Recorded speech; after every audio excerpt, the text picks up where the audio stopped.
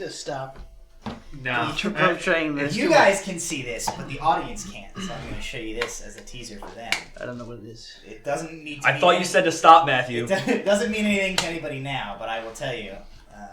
I don't know how long it's going to take to get there, but this bitch... This is campaign 2. The stuff in this book. Oh no. Pretty sure that's a hate crime in some states.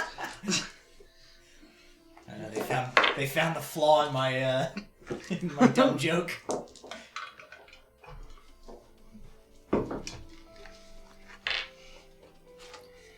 Let's test this out on touch.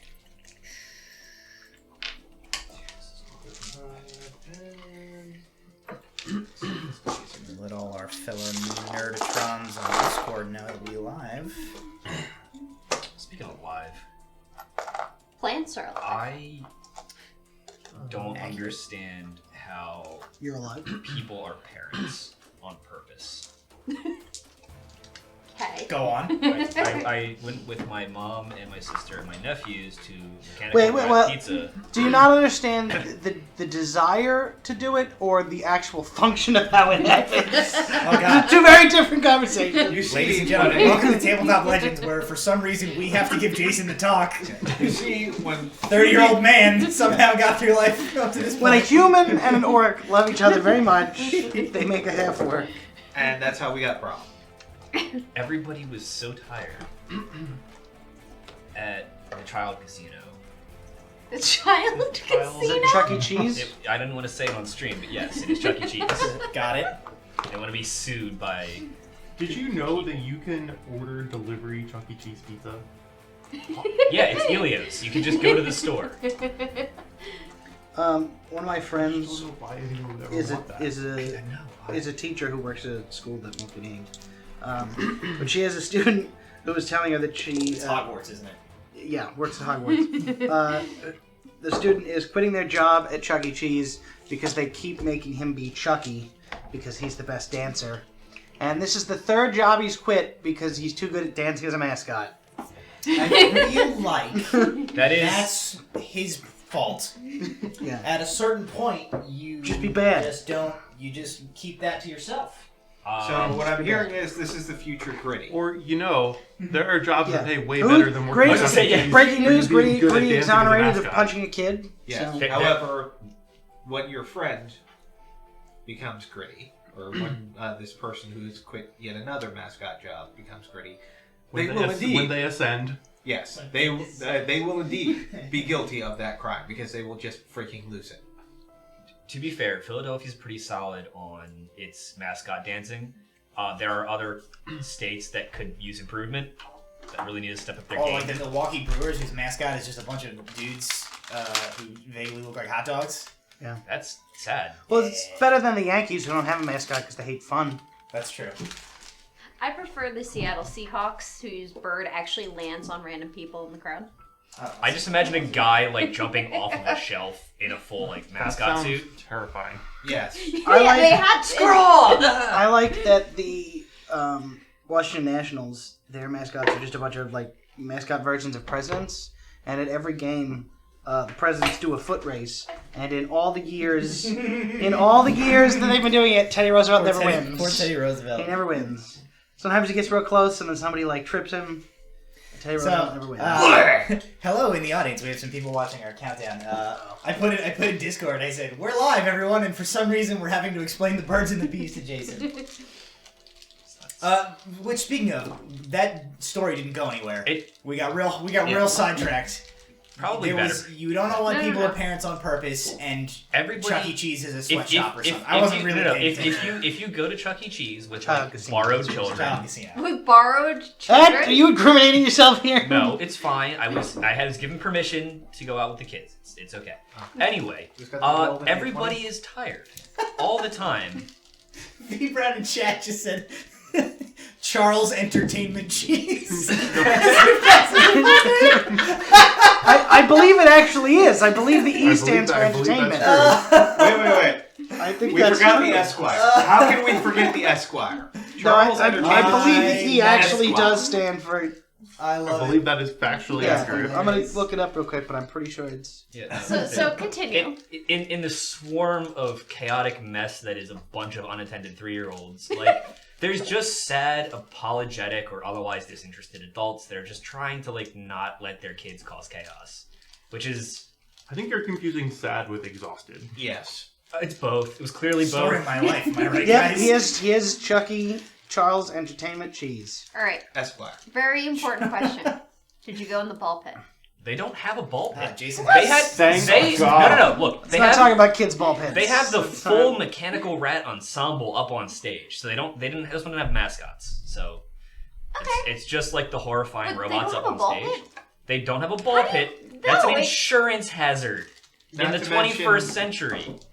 Do you guys remember a place called DZ Discovery Zone? Yes. Yes. That Remember shut they down. had that. They had that thing that was just like, it was just like a 20 by 20 foot cube full of like elastic bands, Yes. and you 100% could fall like the entire distance to the floor, breaking all of your limbs on the way down. There was also the full metal warehouse roller that you were supposed to slide down for fun, which was definitely an industrial nightmare. And then there was Lincoln's Log Cabin, which was just in the middle of the What? room. Yeah, wasn't that there? Oh, I don't know. I don't really. It's like Maybe I'm Lincoln- thinking a different Discovery. It was Zone. just a log cabin. There were Is this- different ones, but like the Discovery Zone near me had all of the accoutrement of. The one I remember had like a little grocery store, a little cafe, a vet office, a theater, a ship. That's just a strip mall. I think your parents You're convinced thinking you that a of the strip mall was Discovery Discovery Zone. Museum. Oh, I'm thinking of the Discovery Museum, not a strip mall. Okay. What you just? We're going to Discovery Zone. No, we're not.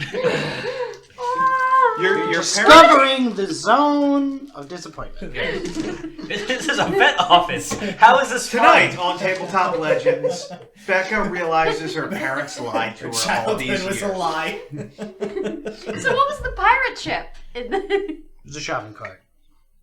It was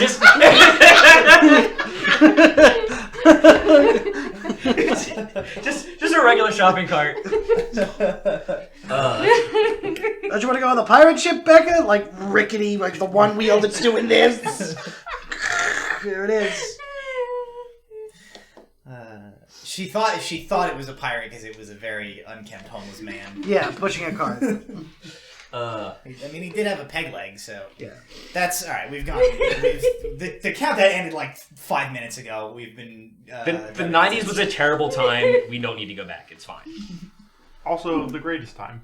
Listen, I'll take the 90s over like Whatever now is. whatever's happening currently. We don't know what it is. You but mean we the don't- decade Somebody- that's been the last month? Somebody at work asked me today if I was going to watch the State of the Union address, and I said, do they even need to show it? They could just show like 30 minutes of a building on fire, and that's pretty much the same as the State of the Well, Union. that was Saturday Night Live did a thing where they were like, people were concerned that Donald Trump was gonna just use the State of the Union to gloat about getting the trial ending, and they're like, "Well, we've heard that he's actually toned it down. We have a clip of it now." And it was one of those like elf yourself things where it's just like Donald Trump had on just like a breakdancing body in front of the White House.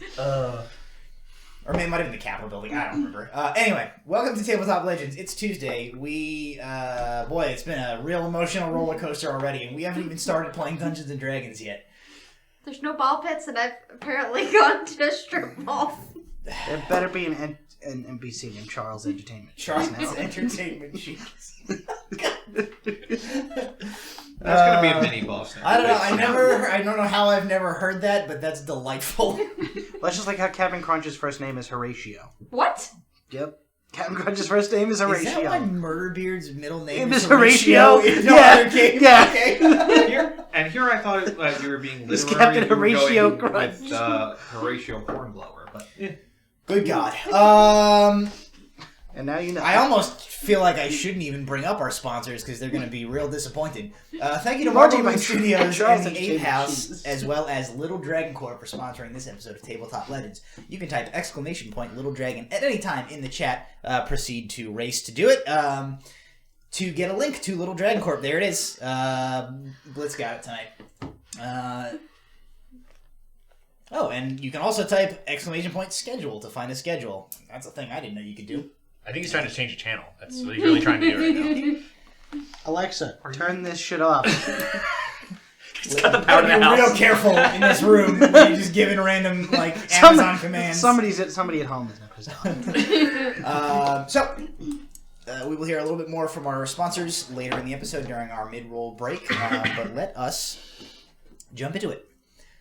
We rejoin the party. They are on their way, traveling towards the village of Wolf Maw in the kingdom of Honorand, which is where they have been sent to meet up with an individual by the name of Feather on the Wind, who is to be their guide to lead them to their final destination, Malatka Village, where they're supposed to be looking into their next mission for the Collective of the Arcane Eye. They have been traveling for... this is day 8 of their 10-day journey from the city of Ald, where they teleported via the transport network, to reach Wolf Maw. And when we last left off at the end of last week's session, the group had first come across Alar spotted a bright blue arrow shaft sticking out of the, or a white arrow shaft with blue feathers sticking out of the high grass along the side of the trail. Upon investigating it, they saw what they believed to be a Mithlindian messenger sparrow, which had been shot down by this arrow.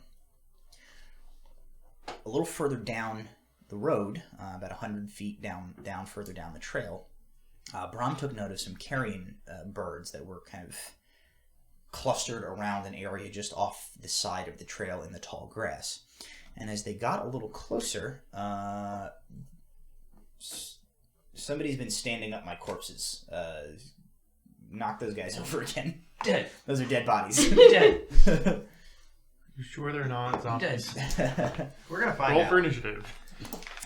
Funny you should say that, because Oh no. where we left off, you guys had just come across the corpses of a patrol that you had heard news of, a Mithlindian patrol that had gone in this direction on a standard patrol route several days ahead of you, and you were expecting to cross paths on their way back, but you have come across their corpses. There are, from what you have seen, at least 5 of them in the tall grass beside the road.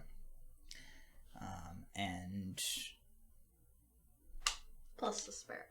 the sparrow is like further back that way. Also, we buried the sparrow. With Oh, full you did. honors. You had a bird funeral. Yes. There was a bird funeral. I forgot about that.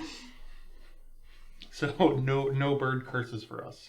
Yes, V Brown. That feather on the wind is a tabaxi. That is something that they were told. So there be corpses.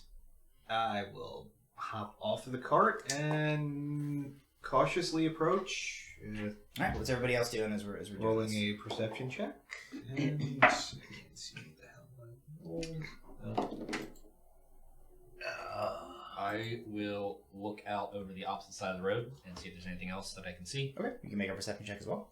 20 is not natural. 29. Okay. I will check up the corpses. All right. Well, if somebody could move me toward the... 8. 8. I am getting a good look. Is that? So are you like looking? You starting to like touch them, or are you just looking at the corpses? I'm looking to try to determine how they died. Okay, so that would be a medicine check. I don't know what you added to your roll there.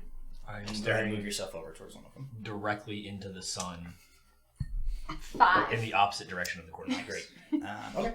And a 3. Brahm and Fidget, staying where you are. Doing anything? Just before I move forward, I want to have I'm everybody. gonna be by the horse in case we need to like the horse. Okay. In case we need to horse away. Yeah, well, not, more like All right. Fidget I don't is know in if the I've car. noticed that we've stopped.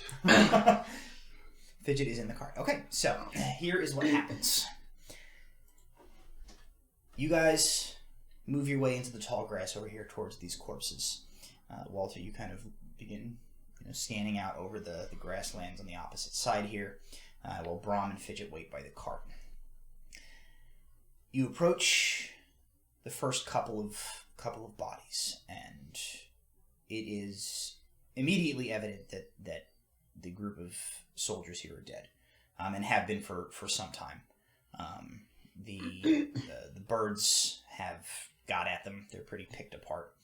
Nula, you go to move towards them to try and gather from injuries what you can see through the animal damage, maybe what killed them.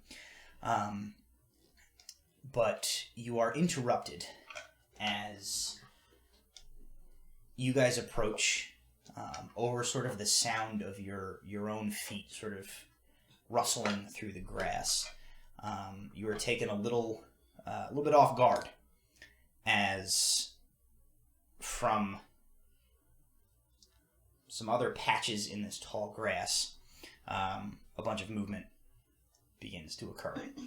And a number of humanoid forms push themselves up out of the grass and throw themselves at you. So go ahead and roll initiative. They rolled extremely well on their stealth check, managing actually to beat Alar's perception, so they're going to get a surprise round. Oh, boy. Hooray. Sorry, guys. That's the wrong playlist. Hey, at least you're not over staring at the sun the opposite direction of where you need to be looking. As I look into the sun hurts my eyes. Ow. Alright, so they're going to roll initiative. Okay.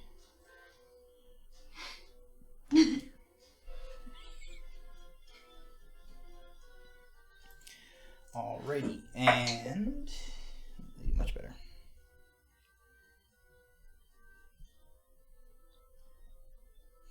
Alrighty, so 25 to 20. 20. 20. Also 20. Nice. Alright, so 20 is Fidget. Fidget's like, danger! Alar. 19 to 15. Awesome. Oh boy. Ah, boy. It's a tale of two. 14 to 10. 10. 10 12. for Rum. 12 for Walter. 10 for Brom. I've never seen somebody roll so poorly, so consistently on initiative as Nula. What do you got, Nula? She got a 20 Well, once. Curtis used to. Curtis was pretty He bad. used to roll terrible at everything. There's a bug on the ceiling. Well, Just stay put. both an accurate statement of what's happening in the room and a statement of There's no way. Nula's reaction speed to being in combat. No way you really get to it. I wonder how they died. Stab. Oh, maybe that's how. So here is what's gonna Am I happen. feeling sympathetic pains or? No, that's actually a knife in my side. Do Dragonborn get period cramps? That's a legitimate question. I'm gonna have to ask you to just leave. Yeah. All right. The session. that- You gotta go. With my last breath, I curse my enemy, Charles Entertainment Cheese. Okay, I'm gonna just start moving these guys before we even do this. Dear Chris Perkins, we have questions about the life cycle of Dragonborn. You actually have to do a. Is it canon that they're egg layers? Yeah, I have they're no eggs. idea. They're eggs. You actually have to. You're gonna have to do a They're seance and eggborn. ask Gygax himself. They're egg-born. Was he responsible Are for you Dragonborn? sure, or are you just asserting? He created D&D, so. Oh, sorry. Do you Is know this canonically? something you ultimate- know, or is this something that you are willing into the existence? only thing I know What's about... up? She's very confident that Dragonborn lay eggs. Yes, And we had this They discussion. do. We've once. had this discussion before. I'm just asking how certain she was, or if this is just like a. Yes, we've had If I this. believe hard enough, had that's this what it is. discussion. 'Cause I have no Just so idea. this is not ridiculous, I'm gonna move the corpses for now, Okay. so that Until they get up. we can just get. We don't have to deal with this. Mm-mm. Shaped by draconic gods or the dragons themselves, dragonborns originally hatched from dragon eggs as a unique race. So the dragonborns as a race definitely originated from eggs, but the word originally there implies that they don't in the present hatch from eggs. I have for So- sure read something that says they lay eggs. So, I would like to point out that the source that you're citing is Stacks Exchange, not. I mean, any to kind be of fair, ID reference there's a material. ton No, of... it's in the player's handbook DD in the stuff. Dragonborn section. So I would believe that. It's also the part where they say they don't actually have tails. Well, I took creative liberties. That is a hill I will die on. It's a homebrew world. She wanted Dragonborn tales, so I said she could have them. Also, tieflings are red or heathen color. That's interesting. Not blue. This must be thrilling. Okay, we don't need to spend enough time. Why are you looking? You guys are getting murdered by monsters. So what rises up out of the tall grass are total of 8 humanoid figures.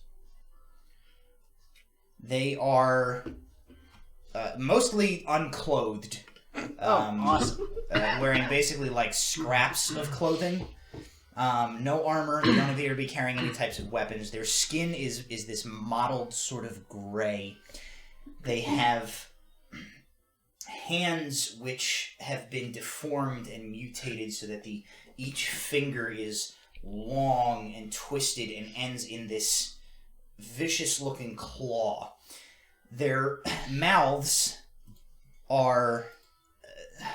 they almost look like the jaws have been like dislocated and unhinged, so that they hang like extra wide at the bottom of their heads, and they have these long, writhing tongues that like reach out from their mouths as they rise up out of the ground, kind of like, and immediately rush you. You guys can certainly make, I'll say either a nature or an arcana check to see if you're familiar with this type of thing at all. I'm looking the wrong way, so I'm not even going to be It is 21. How long has passed since our fight with the griffins? A couple days. Okay, You got a full rest. Okay. 25 nature. 25 nature, okay? 21 arcana. And 21.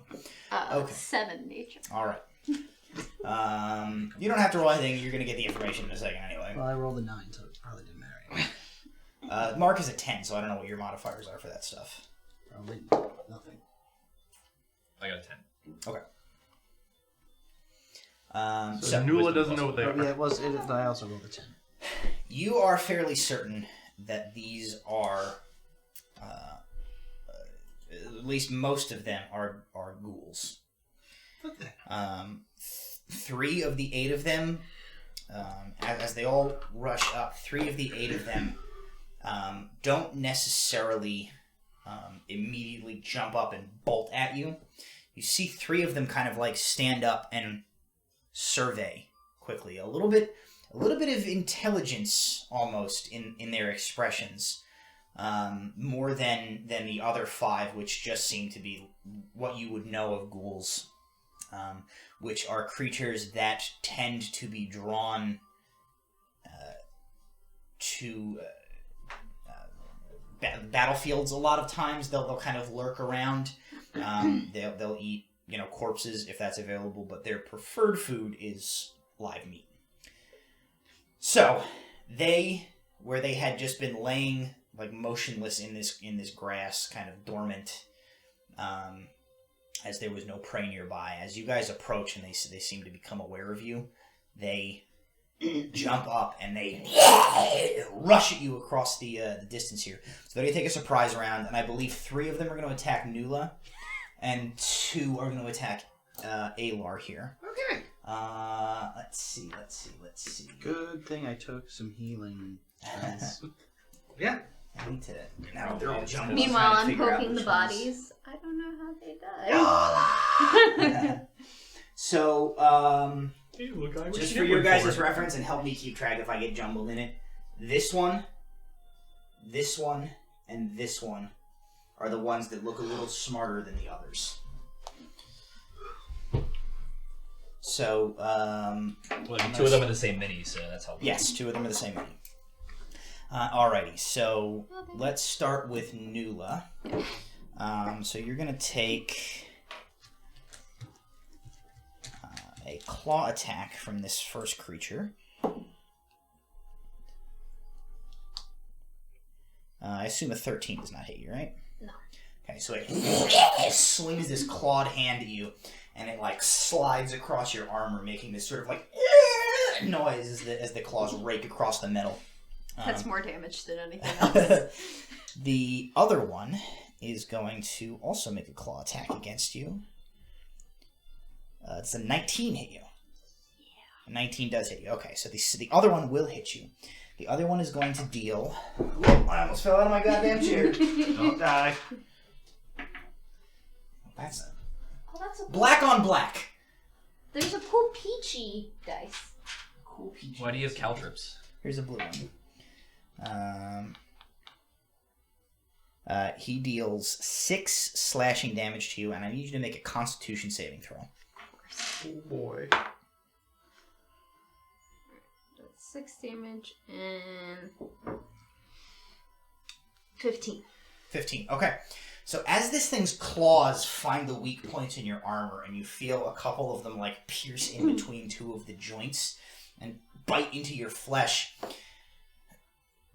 you can feel that there's like something on these claws, because as soon as they touch you, it sears with pain, and you feel like the entire region of your like rib cage where it struck you, the muscles like clench up as if to like seize up and freeze, but you sort of like wrench yourself free of it and manage to keep ambulatory, shaking off whatever this effect is.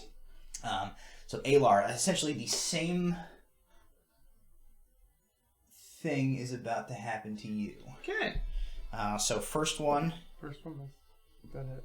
Yeah. 18 to hit, I assume hits. Are we doing that? What's I up? think I was attacked by 3, but you only explained 2. Oh, all right. Not that I necessarily... One of those minis got moved because they're not next to Nula anymore. No, there's all 3. There's 1, 2, three. 3. You 3. said 3 were going to attack her. 1, 2, 3. Oh, I couldn't see that one. He's like from where I am. He's in the. All right, Yeah. so the third one will attack Nula. You can. An 18. 18, yeah, that hits. An 18 does hit. Okay, so another. Do you have proficiency in Constitution saving throws? Nope. Another 8 Just asking points of questions. damage and another Constitution saving throw. You're probably close enough to protection, Alar, though. No, What'd you get? 6. Okay, so as this second one connects with you, You it die. gets a Elton is dead. Join us next week. Vaporized. No, he sinks his claws in under the like where your between your shoulder plate and your chest piece there. He just like digs them right into the meat like of your upper pectoral, and you feel all of your muscles lock up and you cannot move. You are paralyzed. Oh dear. I should have not spoken about the third part. So do not let me forget when we get to your turns. You get to repeat that saving throw at the end of your Okay. turns. Okay, so you are paralyzed. That is their turn. Now the one's on Alar. So the first one against Alar is a 2. What did I say the other one was rolled before? It was like a 19, right? That's whatever. I'll re-roll them both. And then an 18. That'll hit. Okay, so the slightly intelligent looking one of the 2 hits you. Okay. Uncanny dodge. Alright. Not that it helps with the con save, but You take 9 points of slashing damage, and I need you to make a con save. no. Okay, you are likewise paralyzed. As you feel the venom or poison or whatever it is that is on these things' claws just rack into you. I want to double check this. Because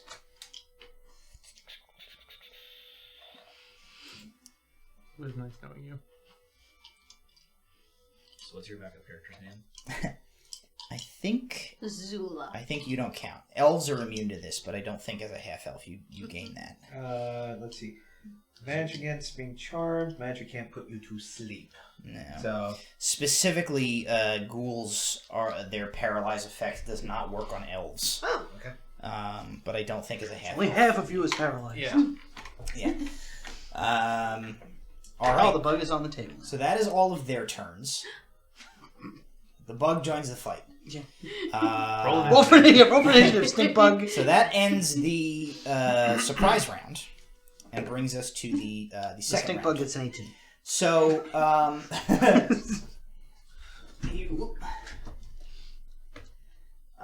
okay.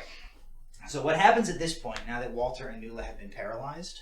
Alar and Or Alar and Nula have been paralyzed. Every time. This. Ooh, how much do you weigh? With your equipment, it is important. You definitely don't weigh enough. So. Yeah. It's probably at least Where would that be 300 listed? pounds, probably. So you have your equipment weight, and then whatever you decided your 7-foot-tall dragon weighs. What are these pencils? Those are 142. indicating there's the some smart. At least 250 pounds plus 150 pounds of equipment. So like Yeah. 400 At least pounds. 400 pounds. Okay. So that's not She's the an smart one. NFL line. That's not the smart one. In full plate.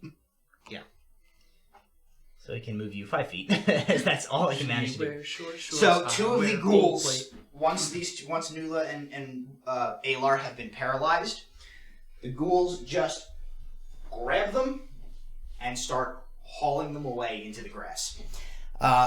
So wait, this was... You moved my smart... We got it. It's fine. Okay. It's These two are smart. It's fine. This one's We smart. got it. yeah. We got it under I like to control. think that ghoul like threw his back out. So they are. They are going to continue to make attacks against you guys. Now that they have you, they're going to make bite attacks. Oh, good. So Oh, that was just their sneak attack round? that was the sneak attack round. This is their full attack round here.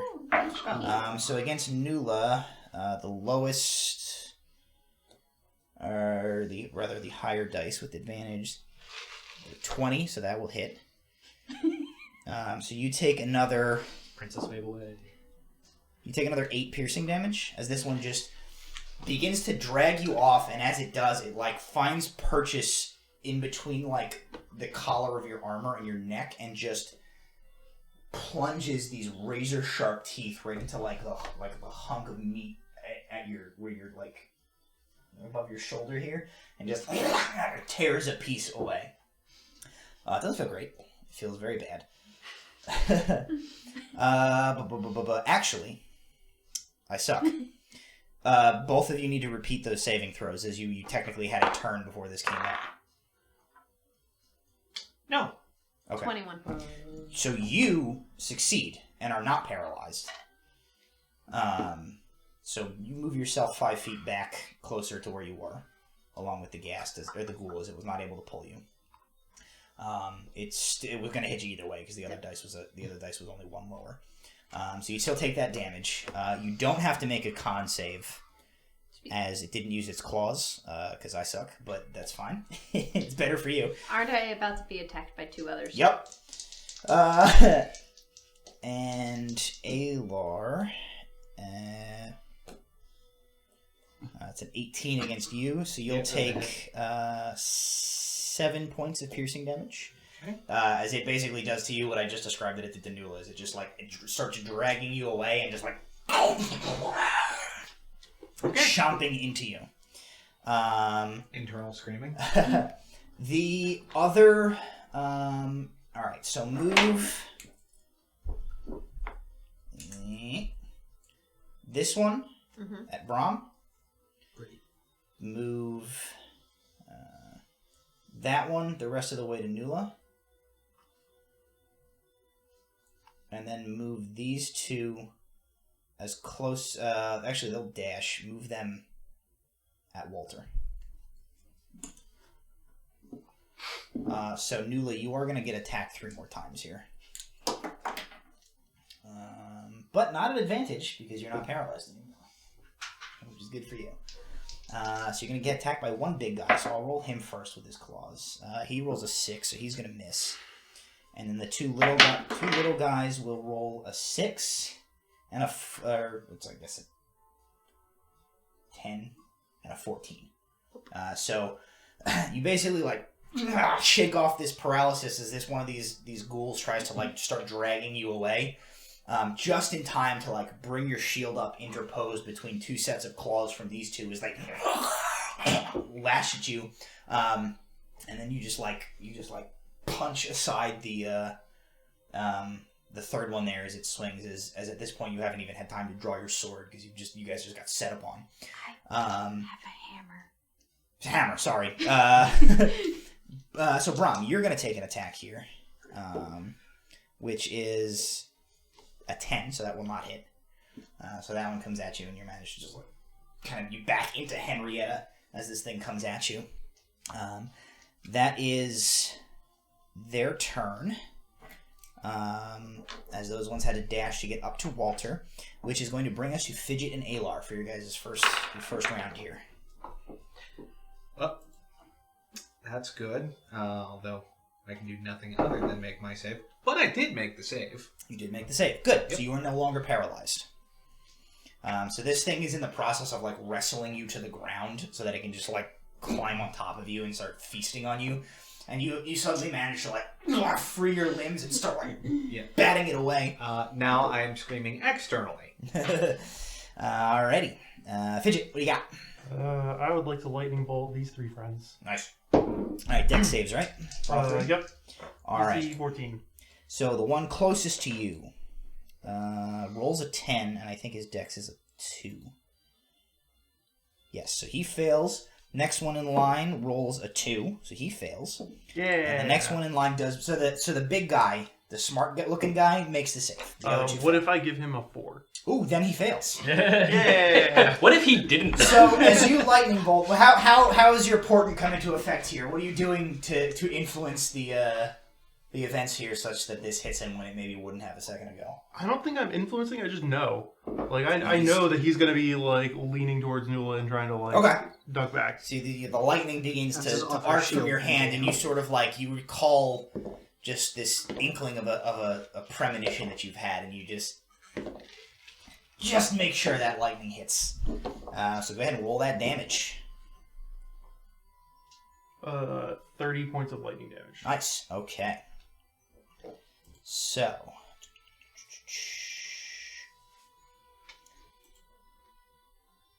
I'm gonna start hitting this way. All right, you start moving that way. That's good. That's good.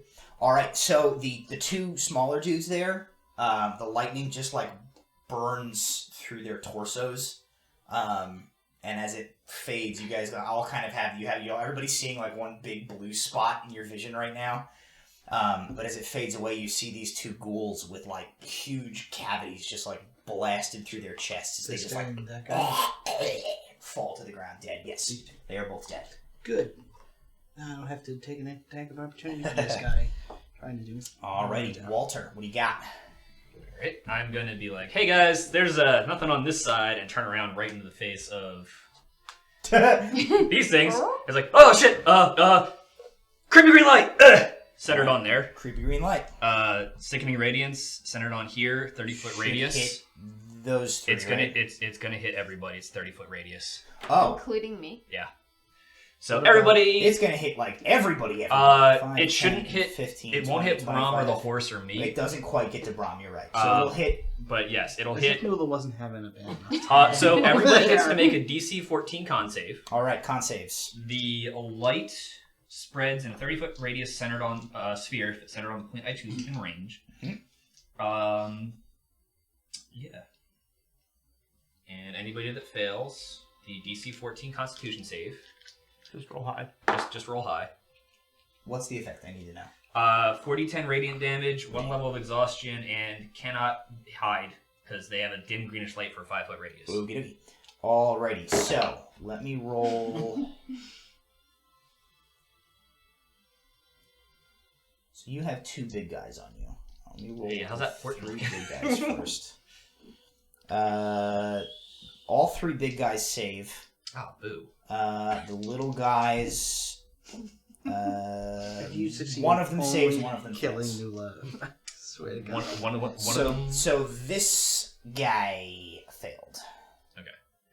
So when they start their turn, they get to make the save again. Okay. As long as they're in the circle. So they take a bunch of damage. They take 24 points of radiant damage and emit. Do they take none if they succeeded? That seems to be the case. Okay. When a creature moves into the spell's area for the first time on a turn or starts its turn there, the creature must succeed on a DC 14 Constitution saving throw or take 4d10, 1 level exhaustion, and emits green light in 5 radius. So the one that you hit just like explodes into just green flame and crumples into ash on the ground. Well, And just I mean, you might as well just knock me over because I'm.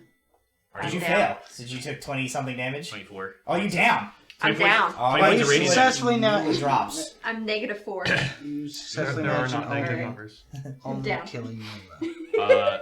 You punk bitch. I got. Oh. Alrighty. So Brahm, that is your turn. You saw Walter panic magic, and one ghoul exploded, And also Nula. and Nula collapsed.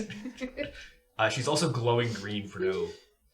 Bardic Inspiration works on death. Does it work on death saving throws? No, I don't think so. It's hard to be inspired if you are unconscious. Wake up! You Wake have up! to be conscious. If that worked, Simba would have saved Mufasa. Please don't sue us, Disney. I just can't wait to begin. That's the start. Okay. I may have accidentally nuked Nula into a new character, so I am feeling a little bit. I'm gonna go over here. You are now in it, and you have to make the save. Well, then I'm not. Where does it end? One. Walter, you successfully managed to make this a pain in the ass for everyone. So here, so like you can go like around it. Okay. That's like I don't think that's you like can, the edge. I But like don't think from you here, can stand next to from Nula here and to not be here. in it. Yeah, you're. Yeah, I don't need. I'm just gonna be as close to her without being in it as As possible. long as you're a space away from her, I think you're good. Alright, I'll use my Bardic Inspiration on Alar then. Thank you. And I'm going to cast Tasha Sees Laughter on the bigger, the Okay. more intelligent guy. Oh, he real fails. Good! Alright, so that one you see starts like as Nula goes down, you see these two creatures like turn to her and like the jaws open and they have like disregarded the fact that there are still combatants on the field. Like live meat is now on Lunch. the ground. They're moments from just descending on her. But this one all of a sudden like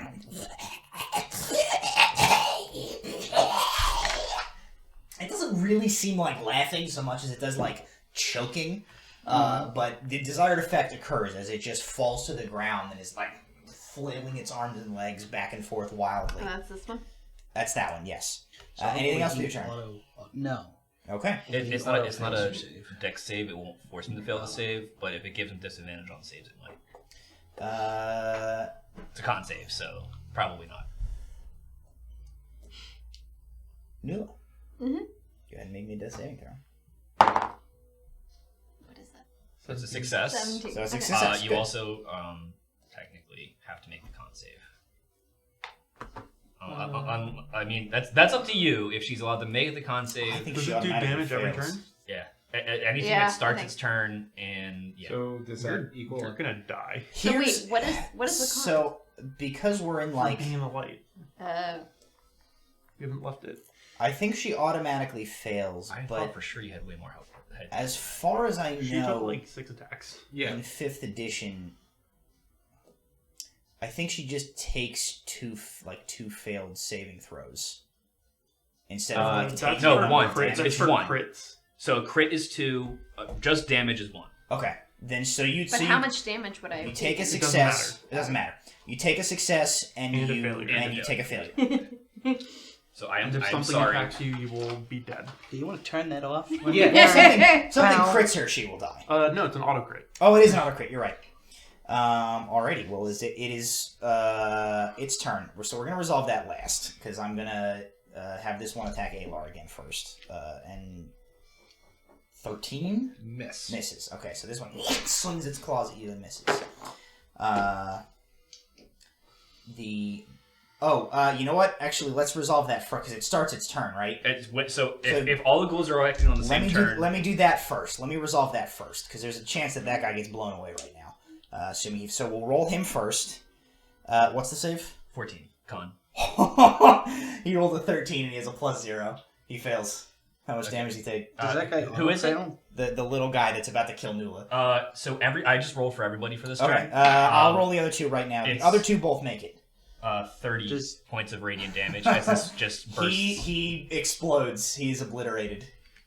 And he dies. And all the other 3 make it. The other two. 1, 2, 3. This guy's just laughing on the floor. Oh, I forgot about him. I thought he was Nula's base. That guy, I think... he rolled a 6. He fails. All right, 30 points of radiant damage. He's dead too, I believe. No, he's not, actually. Because he's one of the intelligent. He's one of the big boys. He also now gets in save versus hideous laughter. He does do that, which he also fails. So he's not dead, but he you see him begin to immolate. Still on the ground, though these two do succeed. And they're both going to attack you. So we'll do that. Well, that's not great on either of their parts. That is a 15 and a 14. AC is 14, so okay, so they will both hit. So you are going to take. I have to make 2 con saving throws to keep this up. God. All right, I'll just knock my character over already then. Well, if you kill you take Nula 20 and points yourself. of piercing damage. Dope. Total from both of them? Total. Okay. From both. And 2 con saves. 20 total. Okay. Well, So he one also has was- to make concentration. And you need to make 2 concentration, Right, 2 again. constitution saves. Are they enough to be more than a DC 10? Either of them, no. Okay. So it'll be 2. It'll be 2 DC 10 concentration for the spell. Okay. Well, the first one knocks it out. Okay, so the green light goes, which is good because you were for sure going to kill Nula with it. You do need to make 2 Constitution saves against the paralyzing effect. Okay. So the second spell save. So, I rolled a 13. Just a 13 without modifiers for the second roll. I was going to use against keeping the spell up, but if that doesn't matter, Well, the first one failed. yeah, right. So The first one fails, so that doesn't matter. okay, so I need 3 total Constitution saves. 1 for the spell, 2 for each of those hits. So you've rolled one failed. So the one failed for the spell. That goes. Now 2 more. That's a 15 So that succeeds, and a 12. and that succeeds. So you are now paralyzed. You are, however, raked with these slavering, filthy claws as these 2 creatures just continue to just rip into you. And that is the end of their turn, which brings us to Fidget and Alar. Does a 15 hit? A 15 on that one. Yes. Okay. Cast some movement blade. Alrighty. Where's that?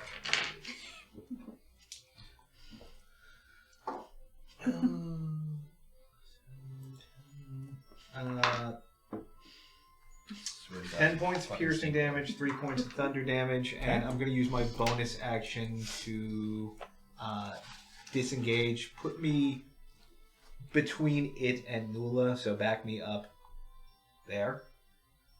There we go. I'm gonna come this way, and I'm gonna lightning bolt those guys. Give it up. All right, so they'll both roll saves. Yep, They roll a 4, so that one real fails. The other one gets a 17. So one with the closer, we'll say the closer one takes half. All right. The further one takes 4, full.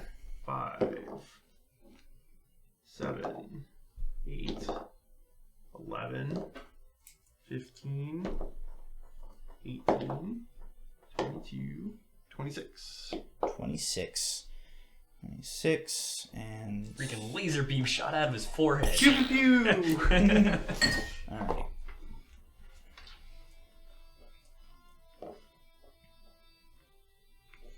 I just want to Sorry for the orbital make strike. sure you guys have the information that you need. I don't know your particular inventories, but I do know that whether it's in the bag of holding or whether it's in the cart, you guys are aware that there are potions of healing in the crate of payment for Feather in the Wind. Just as you have a very precarious situation with your paladin, I want to make sure you know what's up. I don't know what other I resources know you I have. have good. one I'm good. Okay. healing My turn. potion, which I got patches.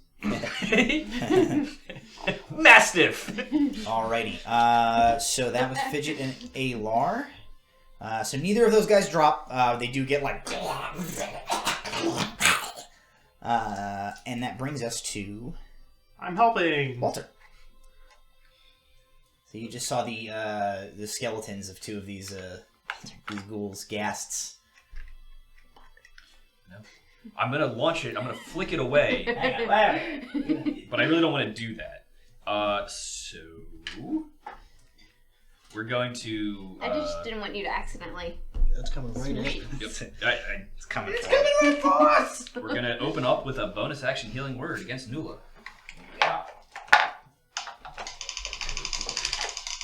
Can you just roll a d4, Becca? Oh, D4. It's a d4 plus 3. I rolled a 4 on a d4. You want to take that one? Yeah, I'll take that one. I mean, yes. Is that a real question, or I can't tell? So D4 plus 3. 3, so 7. So Nula, you return to consciousness. I regret everything. Sorry! You hear some sort of rolling around in the grass at your feet. And as you sort of blink and open your eyes, you see one of these creatures is beating its fists on the ground. And I have my regular action, which is going to be to blast both of these guys, one each, with a Eldritch Blast. alrighty, so disadvantage. Yep. Go ahead and roll the hit. Greens and blues. Alrighty. Mark is a 13. Well, they both fail. Ooh, bummer. It's a 10 and a 7. But not quite. As these things are basically attempting to just barrel on top of you and pull you to the ground, you sort of try to get your hands up and fire off these Eldritch Blasts, but they sort of fire past them as they've closed into way into your personal space at this point. And that brings us to Brahm. Yeah, I'm gonna walk up to Nula. Alright, you walk up to Nula. I'm do some cure wounds. Yeah. 3rd level. Oh, 3rd level cure wounds. So you're gonna get 16 points. Thank you. Holy shit. So this is the first time we've seen Brahm use this type of magic. What does this look like?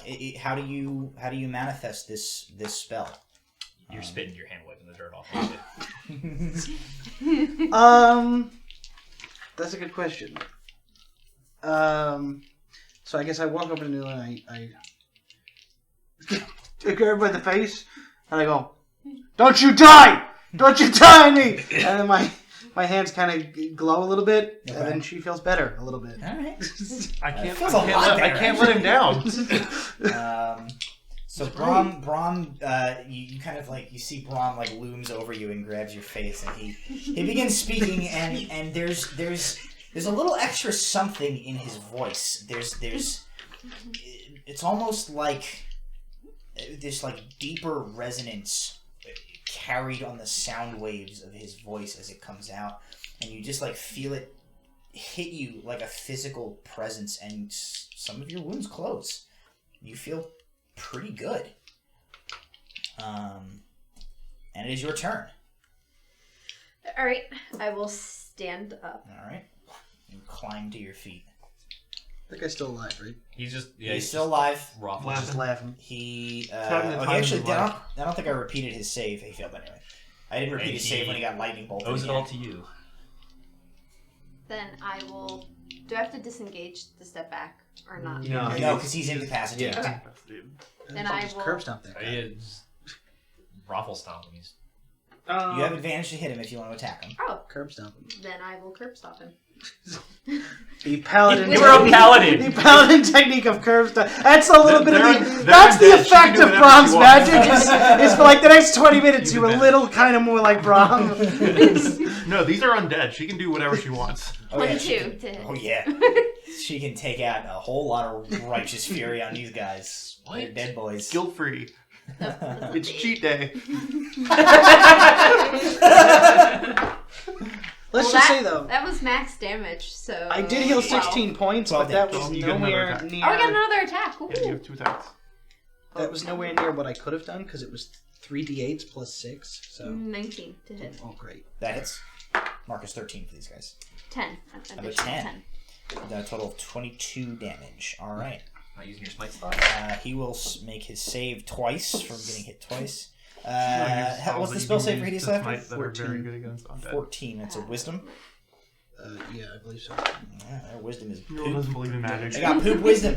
So even Yeah, though but she he believed gets herself. like Newell like crushes one of its legs into just like a pulp, and then the second wind up just hits it in like the pelvis, so like the lower half of its body is just like mangled. It still continues to just like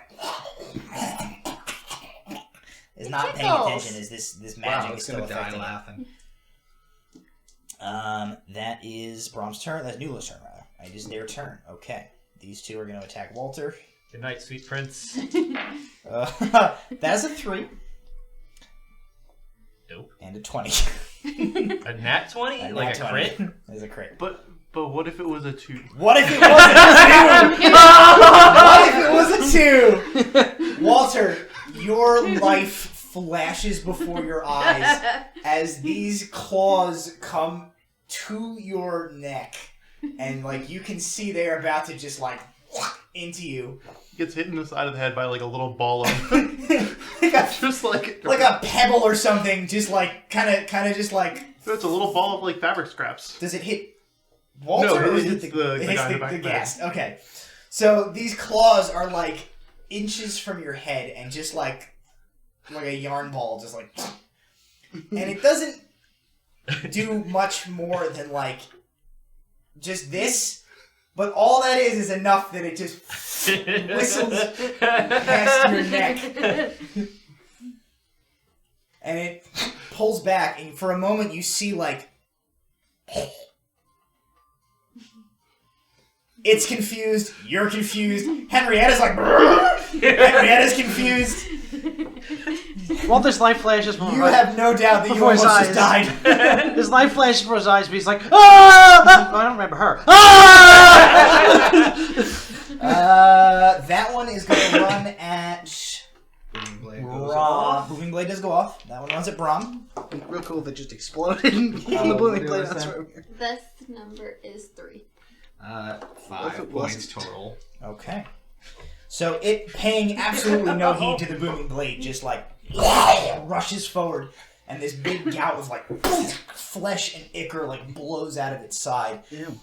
It just runs at Brom, and Brom is going to make an attack against you, which is a 13. Does not hit. Okay, so it misses. It's a little lopsided, as like part of its torso is now missing. It kind of seems to have thrown off its aim, and it swings a claw, sort of whistles past your head as you slide to the side. Maybe one of them like nicks into the fabric of your coat, tearing a little cut in your coat. That's it. No, I know my friend just almost died a second ago, but now I'm mad. Now I'm pissed off. All right, that's their turn. So they don't manage to kill anybody on this turn. To be fair, she almost died because of Walter. That's true. That is true. I only did half of the total damage she took. That is not my fault. Yeah, but you did the important half that put her down and almost blasted her corpse into oblivion. As soon as you fall asleep in the wagon tonight, you were getting ball tapped.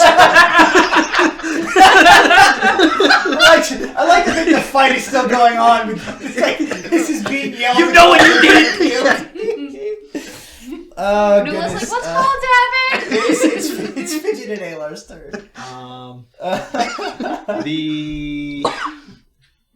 The one that's leaning down a bit further, that's in front of Walter.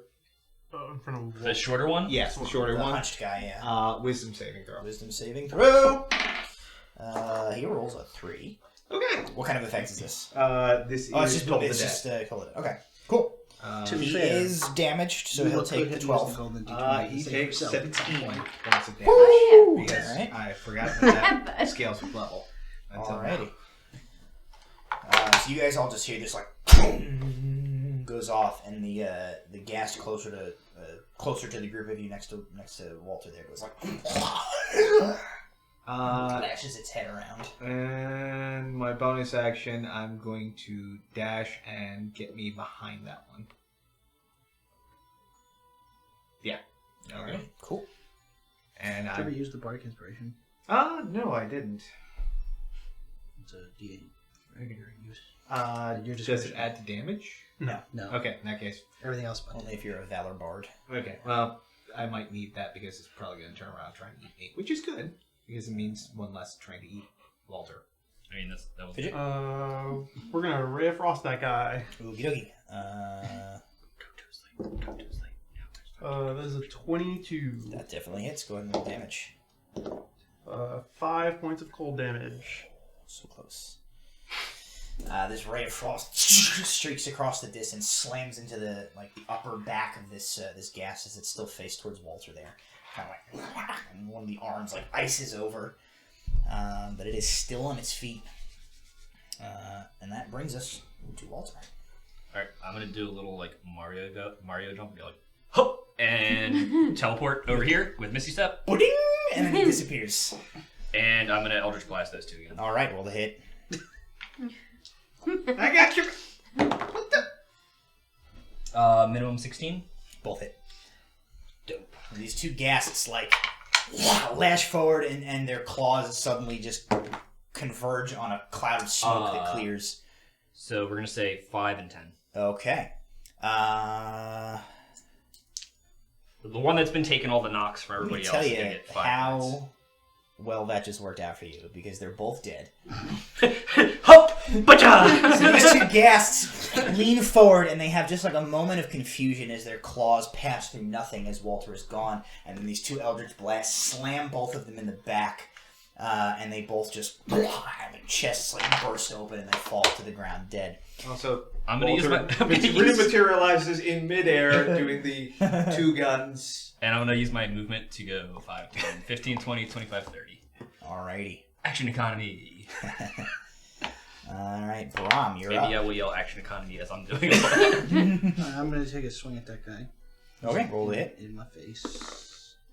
That's gonna be a 16 plus things. Does that hit? Let's see. 16 plus things will hit. Yeah, 16 plus 5. I think that one's taking damage yet, weirdly So I enough. think it's... No, it just No, it just rope-a-dope Taylor and then ran away. No, it's Oh, no, it did. No, it took a bunch of damage. I have it right here. I wrote your name next to it to indicate that it was the one with you. And then I looked and I was like, hey, Lar, 18 points of damage.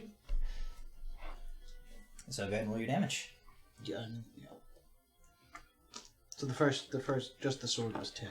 Oh, that's more than enough. So you just I don't need to use psychic just- blades. slash through it and cut the top part of its head just separates from the bottom, and it falls That dead. guy's still alive, right? That guy is still alive, flailing around on the ground. He should have made his save again. Actually, he finally succeeded on the end of his last turn, so he's not laughing anymore. And it is Nula's turn. So you see this thing finally has stopped and locks back on you as it is still on the ground. 14. 14 will hit. You still do Roll with advantage to see if you crit. Nope. Okay. So that's 7 points of damage for the first hit. That was 22 to hit next. Also hits. Check Did you, for crit. did you roll for advantage? Check. Make sure you don't crit. Nope. Okay. Actually, I rolled the same number twice. Well, there you go. But you do hit. So go ahead and roll that second wave of damage. That's 6. Okay. He's still not dead. He's not dead. He does not look good though. it looked good anyway. So he gets up. Part of his jaw is torn away from his face at this point. One of his legs is smashed. So he's sort of on one leg, hobbled. And he's sort of looks around and turns and begins to run off into the grass, invoking an attack of opportunity from Nula. Boo. The 1 plus things. Probably not going to do it unless you have a plus 12 to hit. No, I have a plus 7. So you swing your hammer, whistles through the air just past this thing as it makes a break for it. So it'll use a full dash, which How many feet of movement does it have? it took 15 to stand. So then it's able to make another 45 from where it was, which puts it well within. Yeah, it's gotta get out of shooting range. When it's my turn, it's getting shot in the back. But I just want to make sure. It's Fidget and Alar's turn at this point. It's running. Fidget would like to cast Mind Spikes. Cool. All right. 120-foot range. Is that a save or It's a 60-foot range, so I have to move to like there. It is a DC 14 Wisdom save. It rolls a 10, so it fails. All right, so it is going to take 10 points of, I think it's psychic damage. Okay. And I always know its location until the spell ends, but only while we are both on the same plane of existence. All right, so you step forward and unleash this blast of psychic energy. What the rest of you see is Fidget sort of run a little ways into the grass. This ghast is like running away, and then it just like stiffens up and falls over into the grass. So you know his location there. I'm certain of it. You are positive that he's there. He's about 40 feet away from you, and he's dead. In the puddle. Oops. And that's it. You guys are out of combat. That's the last monster. Sorry, Nula. I didn't think that... No prisoners! We just see the tops of your hands from Yep. the small grass. Ow. How you feeling, buddy? I'm gonna start investigating the Mifflinian soldiers. I don't like bright lights. That was a creepy green light. I'm gonna start rummaging through whatever corpse piles are nearby, if they have any kind of... I think they're mostly just naked humanoids. at this The point. ghasts and ghouls don't have anything on them. Okay. 26. Okay. So you guys, like, literally 1 second after the fight ends, Alar is just like... Yeah, He's just like, quick glance. alright, then he just goes Yeah. and starts rifling bodies. You're alive. You're alive. You're alive. Okay, everyone's fine. It was an investigation check, you said? Yeah, 26. So what you find is they are Mithridian Home Guard. They are all wearing the standard armor of Mithridian, the standard armor and uniform of the Mithridian Home Guard. Mm-hmm. The armor is all pretty damaged beyond usability from the combat that they were in. They all have longswords with them. They all have, or some of them have ranged weaponry. We'll say 2 of them have light crossbows. Okay. And a dozen bolts each. They don't appear to be carrying any anything besides, like, in their packs. They have like some trail rations for a few days of traveling. They're not carrying anything else of any like particular interest. You don't get the impression that anything was taken off of them. At least, like their bodies weren't looted. Like, they still have their boots. Their weapons were left. If there was anything in their packs aside from like their standard retinue of like equipment, you have no way of telling that. But at least that stuff doesn't appear to have been touched. This doesn't look like anybody else has gone through their stuff. Safe to assume that those creepy things were... Are they undead?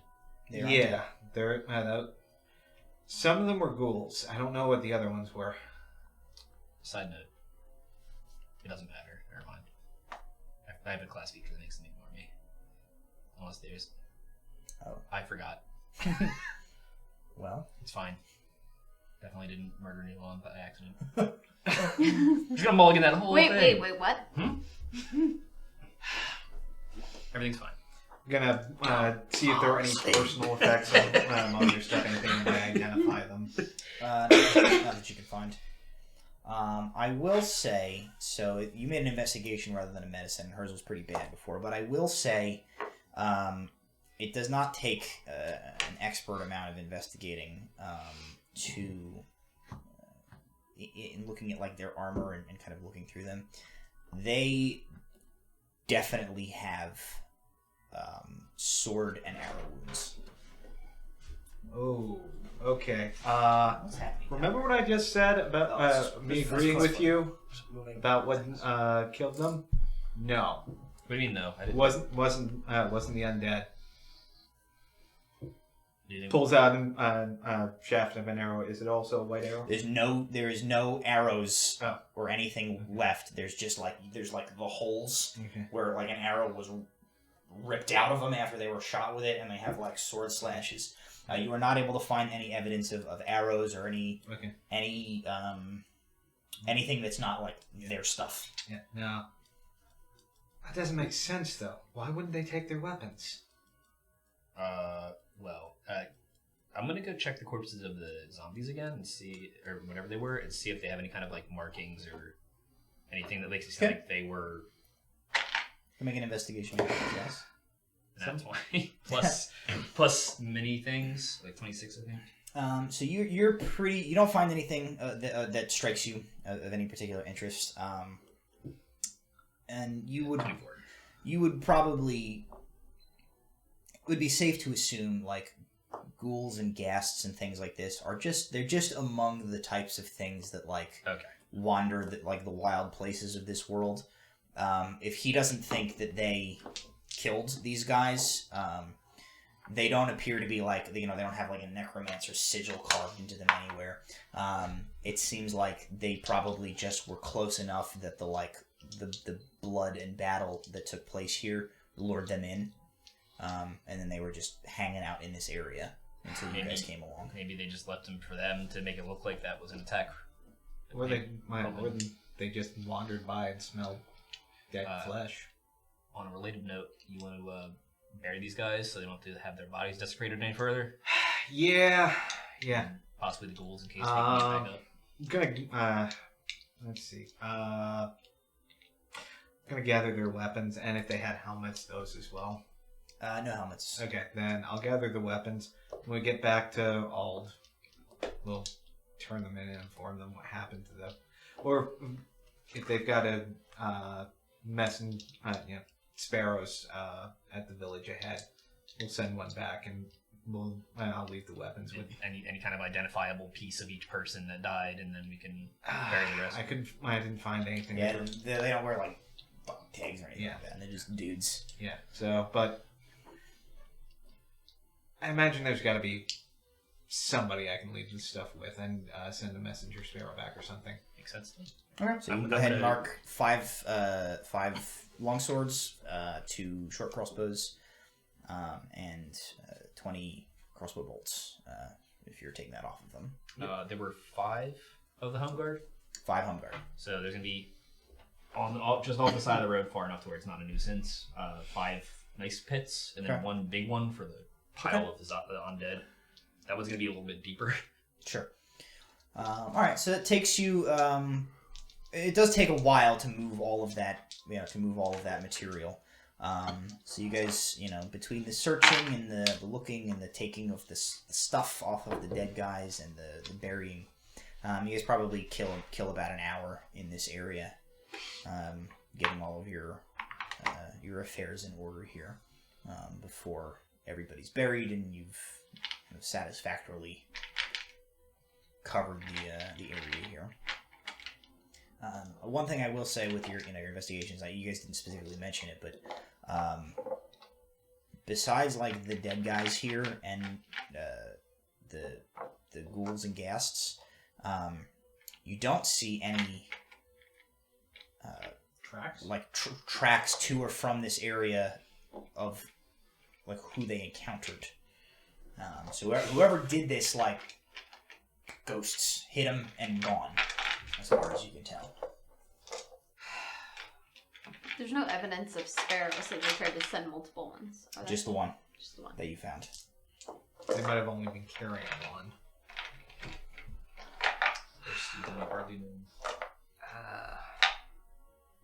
I don't get it. Oh, I guess we better make it to the next town to make sure that, in case there's problems. Also, there's not even signs of a cart or something they had with them. No, these guys were on foot.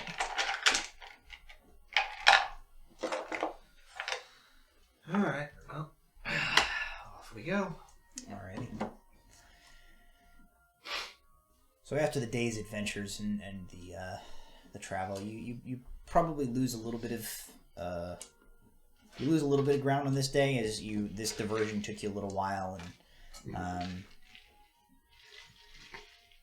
though you guys did patch her up pretty decently, Nula definitely took some pretty decent wounds.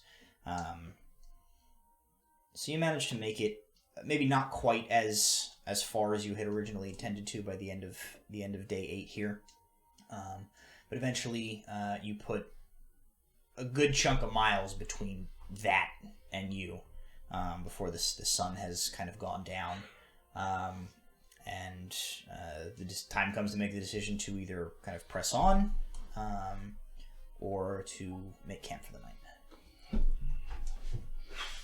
You are still at least one more full day travel from Wolf Maw at this point.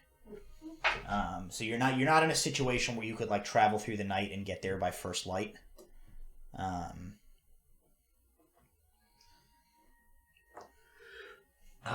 Rest. Yeah, I would take our chances with camping. Okay. Watches? Anything?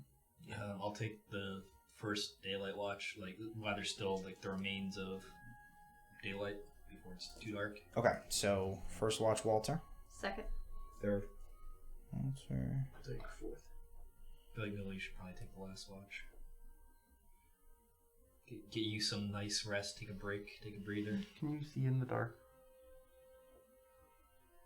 She cannot, as a So you dragonborn. should probably not take one of the ones in the middle of the night. Can you? Then I. Yes. Okay, then would you be so kind as to take the watch? Do you trust me to take a watch? I will take the second watch with you. Jesus. All right, so Walter, first watch. Brom and Fidget, second. Alar, third. Mm-hmm. And Nula, fourth, dawn Yeah. level watch? Okay. Yeah. Alrighty. Anything over the course of this night as you guys are making camp that you are doing? Any conversations you're having, anything like that before I press on? I will probably pray to my deity. I am going to Who make... is? Is it a loon? It's Helm. Helm! Helm. It's okay, there's dozens of them, I understand. It's not like you just But this one is devoted yours. yourself to his service or anything. I'm going to You attempt feel to a little make... less holy as you didn't remember your deity's name. Well, you probably took a knock on the head. It's like, This is gonna be the side job make Rebecca remember names. Yeah. See, at least I'm up front in the fact that I don't know people's names. I don't give a shit about people's names. So, I'm gonna try to make the best apology dinner for nuking Nula to death. What are you Nuking making? Nula. What are you making the best apology dinner out of? Well, we have Sugar. trail rations, Sugar and rations. we have trail rations, and we have Sugar. water, Sugar. and we Sugar. have. Sugar. I suppose there's probably sugar. How much sugar It's are you actually traveling with? it's actually going to be. not Not a enough Western. for there to be any left on day 8 of your journey, knowing Nula. Is there anything in the fields nearby I could You possibly? can absolutely try and hunt. I will absolutely try to hunt a sugar animal. Shh. Are there any? Are there wild peeps in the area? Make me a survival check. if you rolled a nat 20, If you rolled a nat 20, there was going to be a herd of wild peeps. Can Yeah, I guess you can. bring me peeps! All right. There's no such thing. Oh my God, Zach. So do they travel in a tray, or is it I don't want to imagine the noise they make. Yeah, it is. This terrifying silence. Didn't use the golden d20 to save her own life. Saved it for a herd of peeps. Yes. You come across a flock of wild yellow peeps, which, as everybody knows in the land of Egeria, make this noise. real easy to hunt? I can just go to their cave. Our apologies to Hark! I hear the sound of wild peeps. My lord, your wife, leading me man the approaches. So Walter kind of goes off into the grasslands. A few minutes later, you hear like a cacophony of like, Except it's all Walter. And he's losing the fight to a peep. He comes back with a string of peeps. And a lot of peck marks. Imagine it would be bruising. As anyway, so here is your definitely not stale peeps, fresh peeps, and Everybody make a history check.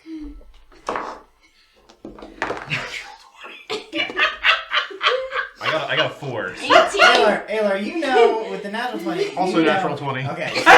So the two of you know that peeps are not a naturally occurring creature. They are one of many strange oddities of the land of the continent of Orhol left over from the time of the Invarian Empire.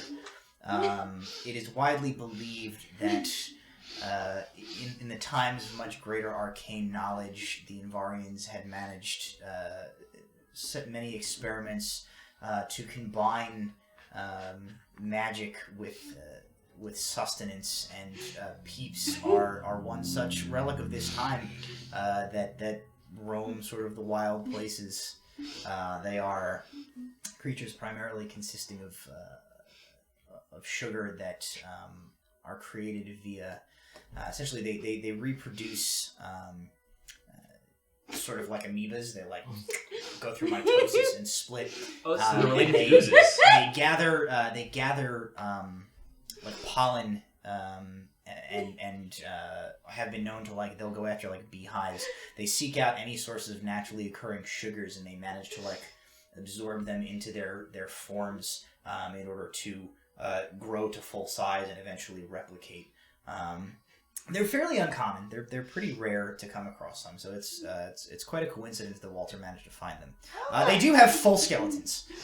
You can only find them around Mifflindian holidays. That's the only time they appear. All of them. It's a rare, intelligent creature. Yeah. Thank you. How in the hell did you find Invarian peeps? These are several thousand years out of season. It was fated. This is our victory dinner. No prisoners. I'm not gonna say that Kel didn't punch up his weight, but we didn't find peeps until we got Fidget. Okay, you just... She's chewing. There's the gushing of marshmallow, but also the crunching of bones. As there are, as I said, full skeletons inside these. Yeah, X-nay on the LK. I am keeping a peep skull. What does the skeletal structure of a peep look like? A bird skeleton? It looks very similar to the broken spirit of your dungeon master. Right down. We have a chance to affect the lore of this world. We're adding peeps. What have you Folks done? watching at home, sometimes I know that they say yes and is important. Sometimes you should say no. Tune in next week when we go foraging for Reese's Pieces. I thought you were Sponsor doing us. Swedish fish. Yeah, and we'll go fishing for some Swedish fish. I think Becca's actually about to piss herself. I think we're past that point. So is anybody else doing anything during your downtime here that I should give you some time for before I move on? I will play my masterwork violin. Play your masterwork violin. I will do some more Make a whittling. performance check. Can I enhance it with dancing lights to make it better? No. Fine. I don't want your bullshit. Not Are you great. sure? You have advantage with your masterwork on your performance checks. Okay, let's try it again. Okay, that's better. That's a 26. Yeah, okay. But what if it was a... No, I only You're on important Well, what if it was a 2? So what watch is Braun? Second watch. Second. Okay, so you play your violin, I assume, like, It's a quietly and lullaby. soothingly, as that not to disturb folks. Now I'm doing the opening to Thunderstruck. AC/DC. I'm not gonna worry about making you guys make perception checks. The night passes without incident, and eventually the morning comes, and once there is enough daylight to begin traveling by, you guys can begin to get on your way again. As you travel further south, or further southeast rather, you know that you are getting, at this point, further and further away from both the Ignean border and the Mifflindian border. You are now fully inside the territory of Honorand. I've never been this far south. Then again, I never made it even to Ald. This is a lot more dry and temperate than... So actually, it's essentially the path that your travel has taken you. I don't have a map to pull up here that you guys can necessarily look at, but Honorand is sort of like, it's shaped kind of like this with like an extra lump on it, and the whole kind of center portion of Honorand is like a pretty big like grassland, badland area. But you guys just sort of skirted the northeastern tip of that and are continuing to head towards... You're heading towards like the coastal region here into this like Gotcha. whatchamacallit?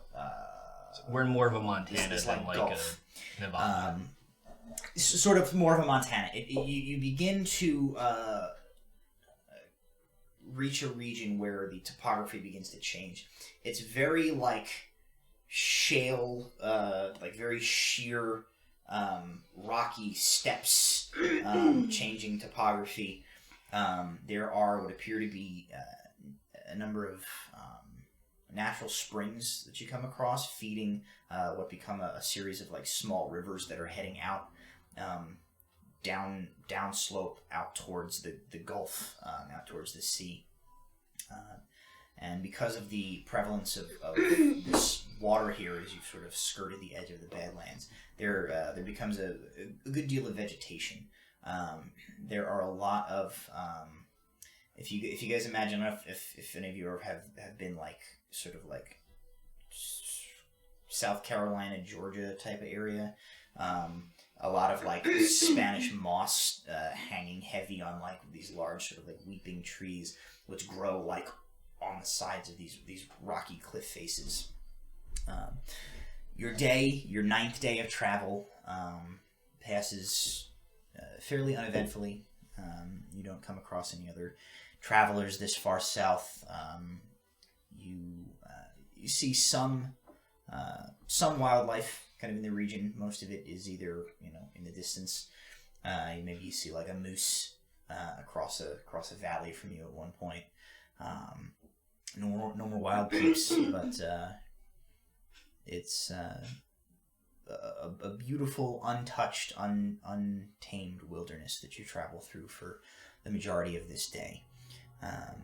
And by the time the sun is setting, you gauge yourselves to be probably another 6-7 hours from where Wolf Maw should be on your map. You can probably push. You could probably make the argument that you could push a little further tonight if you wanted to, and set yourselves up to get there like mid-morning tomorrow, or stop for the night here, get there, afternoon tomorrow. I would say the prospect of traveling like through the night, if you wanted to get there, like late night, early morning, based on like the topography, is risky. Would definitely the type mechanically will require some like checks to successfully navigate like the cart and the trails without like falling off a cliff or something. How many times have we had to stop Newell from trying to ride the moose in the distance?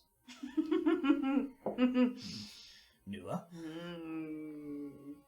Twice. Twice. Where's your golden D20 now? I mean, and if there's a concern that we might have to worry about distractions, then it might be better to push through. But if we're safe, if we're okay with like resting one more night, I'm fine with that. Nula will pout at the prospect of possibly riding a moose by eating. Peep. Did you save them? Good stale. Kept a few. Monster. How likely are any of your characters to be like keeping particular account of like the calendar date as you guys are traveling? I think Walter would be pretty religious about it. Okay. Just because he has like that whole Okay. issue on the back of his mind Sure. all the time, forever. I think he would be fairly good because he'd have to keep track of, this convoy is moving through this area at this time. Sure. So what I'll just give you guys the knowledge, it would be if you're keeping track of your dates. Today, your travel day 9 here is 30 Tarsak, which makes tomorrow the Festival of Greengrass. The one-day festival between the month of Tarsak and the month of Myrtle. We should absolutely push through. Are we sure it's a good idea with the cart? We can push through a few hours, getting there before noon. That way we're not going too far into the night. It's a big party. Lots of fresh food and not trail rations. Some sugary stuff too. If they like remind you that tomorrow is Greengrass, that is not something that any of you would necessarily be unfamiliar with. It's pretty widely celebrated in all the kingdoms. Celebrated a little differently depending on where you're from. In Lyra, where you took your oaths and trained, it's a very it's almost like a somber occasion. The Order of the Radiant Dawn spends the occasion in reflection and prayer, renewing their commitment to the light and to their cause. In most of the major cities around Mithlande, Valand, there's big parties. The wealthy spend large amounts of money getting flowers, and they put flowers all over the streets and all over the city. It's the official first day of spring. It's like it's like a spring festival new light. It's a little more of a wild occasion in Honorand, depending on what Fidget's various clan and tribal experiences is. It's very can be very raucous. It's sort of this celebration of life and getting the blood pumping and mating rituals and things. He means orgy. not necessarily quite, but maybe in some places. Who knows? I humped that rock. I humped that tree. It'll be pressing life out of this.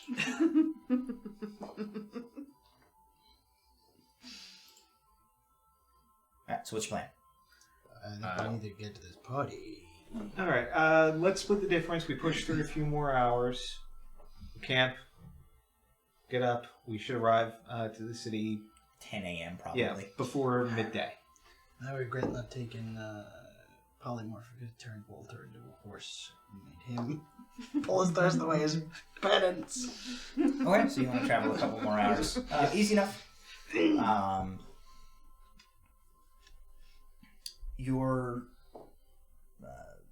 Your night passes uneventfully. Again, I'm not gonna spend a bunch of time doing watches and everything like that. Unless you guys have anything of personal nature with other characters, the night goes by smoothly. I might ask Fidget where he started picking. If I have a chance to ask him, where did you start picking up your magic abilities? Were you trained? It was destined. Okay. It's real vague. But did someone teach you spells? It was destined. Don't. Fate tends to make sure that you have the things that you need. Very few things are left to chance. Fate always packs you an extra pound to wear.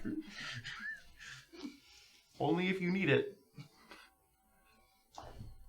And believe me, the way this party rolls, we always need it.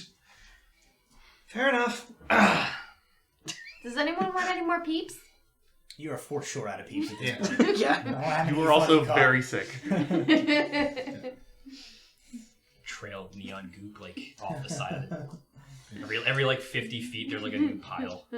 New peeps grow from it. I knew I should have packed more ginger. There's nothing worse than a Dragonborn paladin who's puking her guts out. So really Didn't we have that with specific Rodney thing. all the time? Ronnie? Rodney. No, There was that one time. once. Just once. You for sure vomited a lot more than Ronnie. Your night passes uneventfully. When the light rises enough to carry on, you guys press onward. And after about 5 hours of travel, you link up. The trail links up with a what is like just large enough that you would consider a river as opposed to a stream. And you have been moving through this area of greatly changing topography, working your way up and down like switchback trails, making your way through. And you reach an area where the trees open up. There are a few circular buildings made of wood and like a mud clay and thatched roofs, and few individuals pass around. Which way is it supposed to go? So you're coming from Which way is north? so like north is that way. Okay, perfect. You guys came from here and have now reached here. And where you find yourself standing... Alright, well, let's get that the hell out of here. How does that look on the camera? There we go. That's a little more time. So, what you see here as you come to this this opening is that you are atop a precipice. This entire outer portion here is 100 or so feet above this little like gorge below, where the river forks at a little spit of landmass here and then tumbles over the edge into down this twinned waterfall into a little bit of like a kind of pond area here, and continues on out of the ravine and out into the distance, and all within this lowland portion, and even like under these. So these essentially create like shelves that extend 50, 60 feet lower than where they are at the top. You see the Village of Wolfmaw has been built. And at sort of this vantage point up top of it, you can kind of see where the village gets its name, in that this large portion of land that like encircles the village looks, if you use your imagination a little bit, looks like it could be the mouth of some gigantic beast surrounding this village. Right here, there is a trail that has been carved into the stone that winds down, leading you down to the bottom. And sitting by the side of the road, who, when you approach, stands up and approaches you, is an individual who is female, has a very sort of feline-featured head, two large vertical pupil eyes, two sort of pointed ears. Her entire body is covered in a layer of sort of this like golden brown fur. She's wearing lightweight garments. Her feet are bare. She has like recurved knees and sort of like paws almost for feet. And as she approaches, looking at the group of you, and walks right up to you and says, "You are the travelers from the north, Is this the Precipice of Oblivion? No, that was last adventure arc. This is Wolf Maw Village. I was half expecting you to say, Kajitas Weras if you have coin. Kajitas Weras if you have coin. Yes, we have your delivery. Good. And, Are you... Feather. Feather on the wind. Yeah, feather. Feather will suffice. Pleasure to meet you. Before we got robbed. She just is staring at you expectantly. Where would you like us to offload your delivery? She says, "Into my hand." Alright. Well, we have to... Just the gold first. Yeah, we have to... We give her Half the half gold. the gold, and then we're supposed to settle on her spell component, or whatever it was. Half the gold now.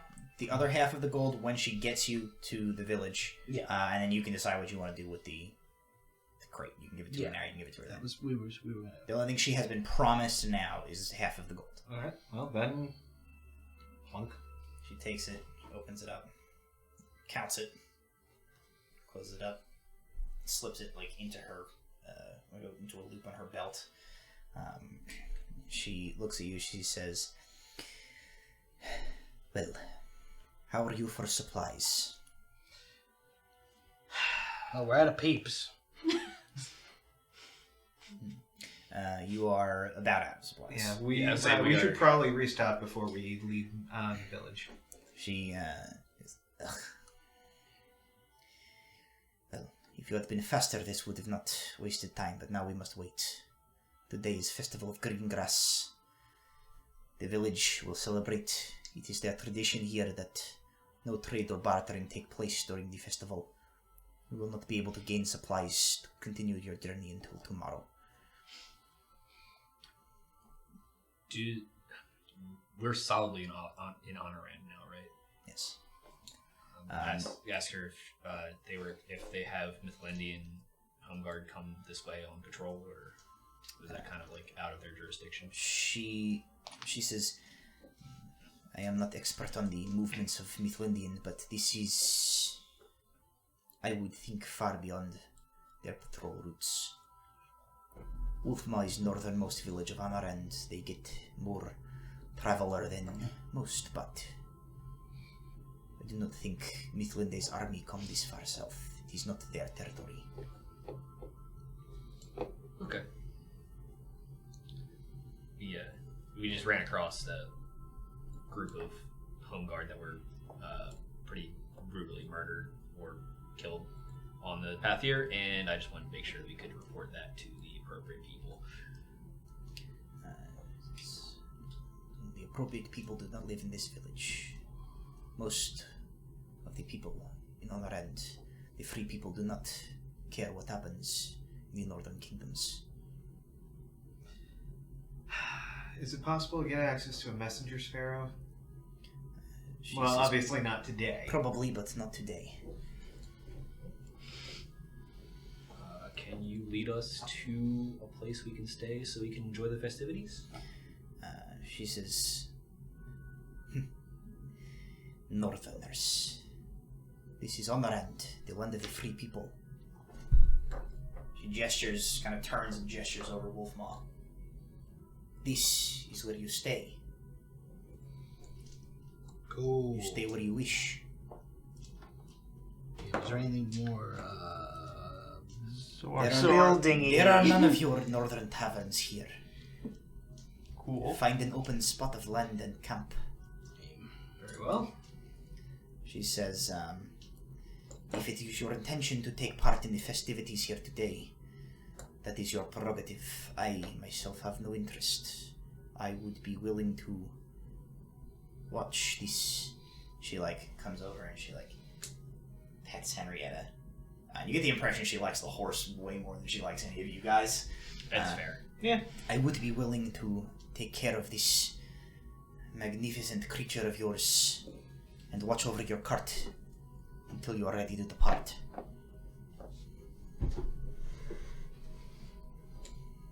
Okay. I would. Do you guys want to go into the festivities and enjoy them, or I would like to get some stories for my kids back home.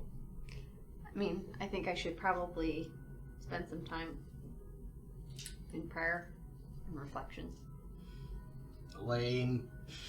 We can bring you back some snacks. If we can Party. Why is that? Do what you must. The celebrations will last the entire day and the night.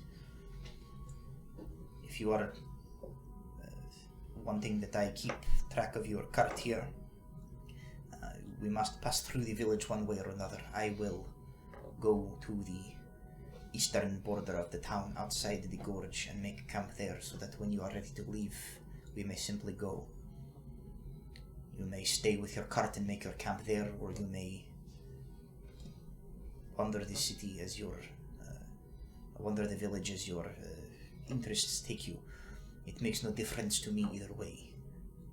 I will simply be prepared to guide you when you have gotten the necessary supplies to make the next leg of the journey. Alright. So do you want to move the entire cart all the way up to the east side of the city and camp there, so we can just leave in the morning? Sure. Yeah. I'm going to be absolutely trying to take notes on everything we pass by. Sure. As we're going, just for points of interest that might. Sure. be friendly. So here is what. Here's Go into the kind book. of what you see. So you see the festivities are ramping up. There are flowers and decorations have been strewn all about this the village here. The people of Wolf Maw tend to favor this sort of circular mud clay brick hut structure. So that's most of their buildings are these rounded single room little domiciles with thatched straw roofs. There are a few more significant buildings that appear to be either larger gathering spaces or perhaps storage. As you make your way all the way down into the bottom of the valley here and begin walking your way through, they have constructed a stone bridge here to get from one side of the river to the other. A lot of the space on that far side of the river you see is taken up by is essentially they've cultivated into these rice paddies essentially. It looks like they do a good deal of growing crops as well as fishing to sustain the village here. Probably you know just getting a look around the scope, you probably guessed that a few hundred people comprise this village. And the festival does seem to be in full swing. People are kind of out and about, wandering the streets. You see there are fire pits scattered here and there where food is being cooked, drink is being passed around, there is music being played, people are dancing, people are singing. You guys get a decent amount of attention passing through. The looks range from... You don't see anything... Nobody's outright hostile to you. You guys remember Namara's warning that, like, people of Honorand are not super fond of Northerners. Nobody in Wolf Maw here, you get the impression, is particularly hostile towards you. Though you do get kind of a lot of, like, blank stares as you pass through. You are not necessarily made to feel, like, overly welcome. But what is like the racial makeup? Primarily humans. You do see compared to like Mythlanday, a greater proportion of like half orcs, some goblins scattered throughout here. You even see a couple of those. You spotted one going through a portal one time when you were transiting. These like avian-looking humanoid creatures. That you may have heard referred to as Arakakra before. But still largely a human settlement. You get the impression, based on like the variance of garb, that the settlement itself here, Wolf Maw, which you know is a village of the, I believe the Takantan tribe, is what I said it was? Oh no, the Lakoshans. They are humans. Most of the other races seem to be people that are visiting this village. So the highlights that you guys pass as you make your way through. So we're gonna end up like. You end up you end up essentially like either there or there, depending on where you want to go. There is what appears to be a bare knuckle fighting ring taking place about here. That sounds right up Fidget's alley. Where some mostly like young and full of piss and vinegar men and women are testing their martial prowess against each other in unarmed combat. You catch sort of a glimpse over on this side. There is a portion of the cliff face that isn't quite as like recurved underneath, and you actually see there's a group of people kind of like gathered around the base, and every now and again you see a figure scaling, free climbing up the rock wall. You're a little too far away to see more than that, but it seems like they've congregated here, doing something that involves people climbing up this wall. You see, just scattered throughout, there is food, drink, of all sorts. There's a lot of fish. There's a lot of their food seems to be based around a lot of like rice and corn and a little bit of like soybean type stuff. Just the sense that you're getting as you're passing by some of these tents, you get the impression that it is they favor extremely spicy food. Music, dancing scattered throughout as well.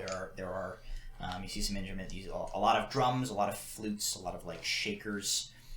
There are some different instruments that you see.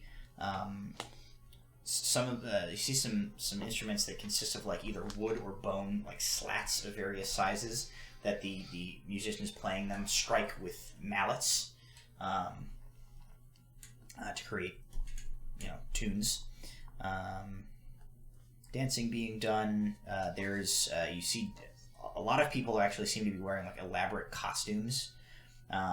there's sort of like a mummer vibe a little bit in some of the areas where they have these like bright, intricate costumes with a lot of like feathers and streamers on them, and they're like kind of dancing through the streets in these sort of parades.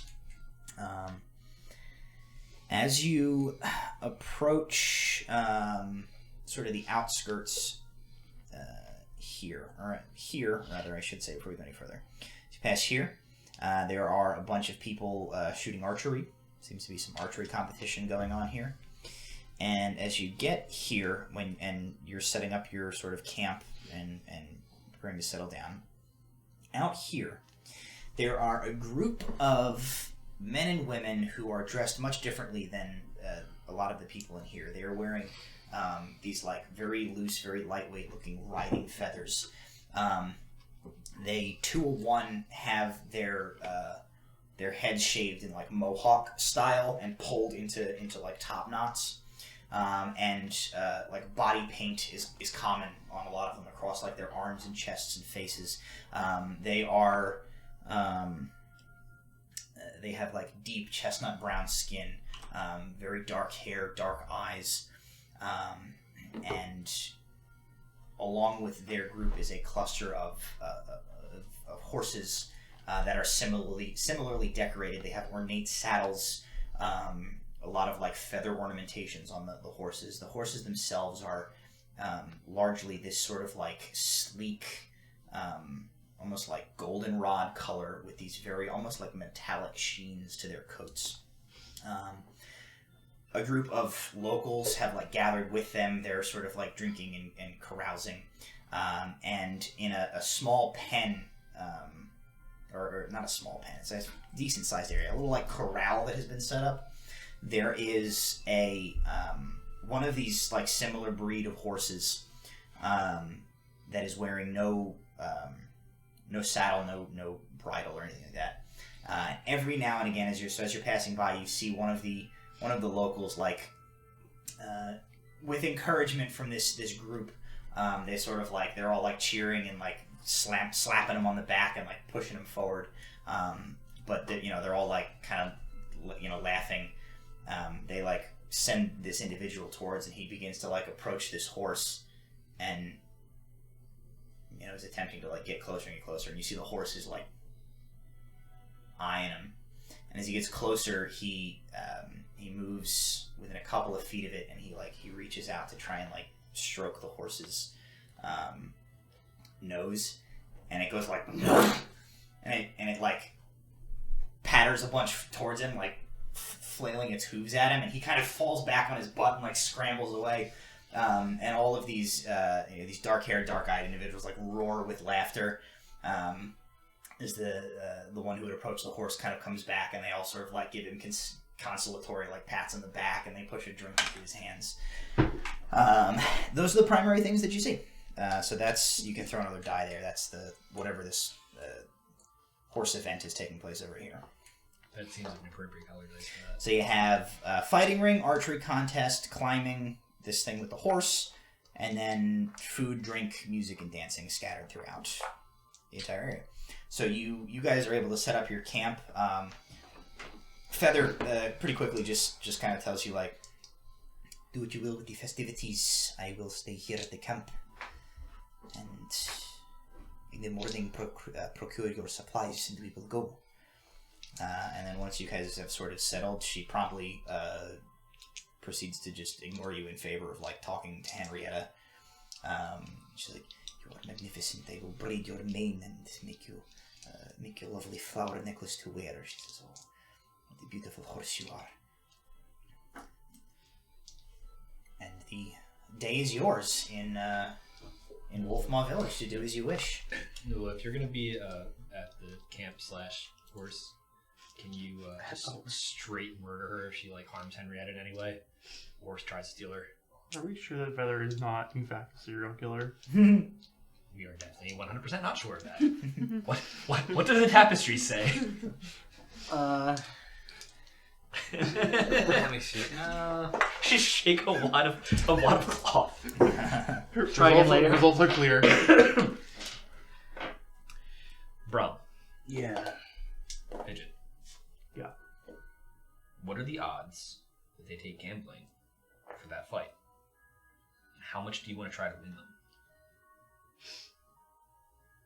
I mean, I'm not super into fighting. Oh no, you don't have to fight. You just have to make sure that the people we want to win don't lose. Maybe we don't show up to this town and cheat their festivities. Yeah, not immediately. Let's see how it goes first. Yeah, you don't start. I'm not above cheating. I'm Yeah, just saying we you don't don't- start it out yeah. cheating. Company men. I'm gonna go climbing. See you guys in a bit. Oh, if you do start setting up gambling, here's 10 gold. I gotta reach out and just in Brom's pocket. He didn't even see it. Didn't even see Brom reach over and take it. It's just not in his hand anymore. And Brom's like, I'm expecting you to give an accurate accounting of it. I will do my best. Thank you. I'm sorry, we lost all your 10 gold. We lost. We haven't even gone 2 steps, Brom. Brom steps 2 steps away from him. We lost it now. We lost your 15 gold. I'm sorry. Yeah, you owe us another 5.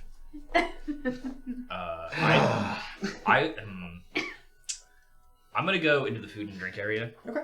And keep an eye out for anything I can possibly would make the trip back home to Valand.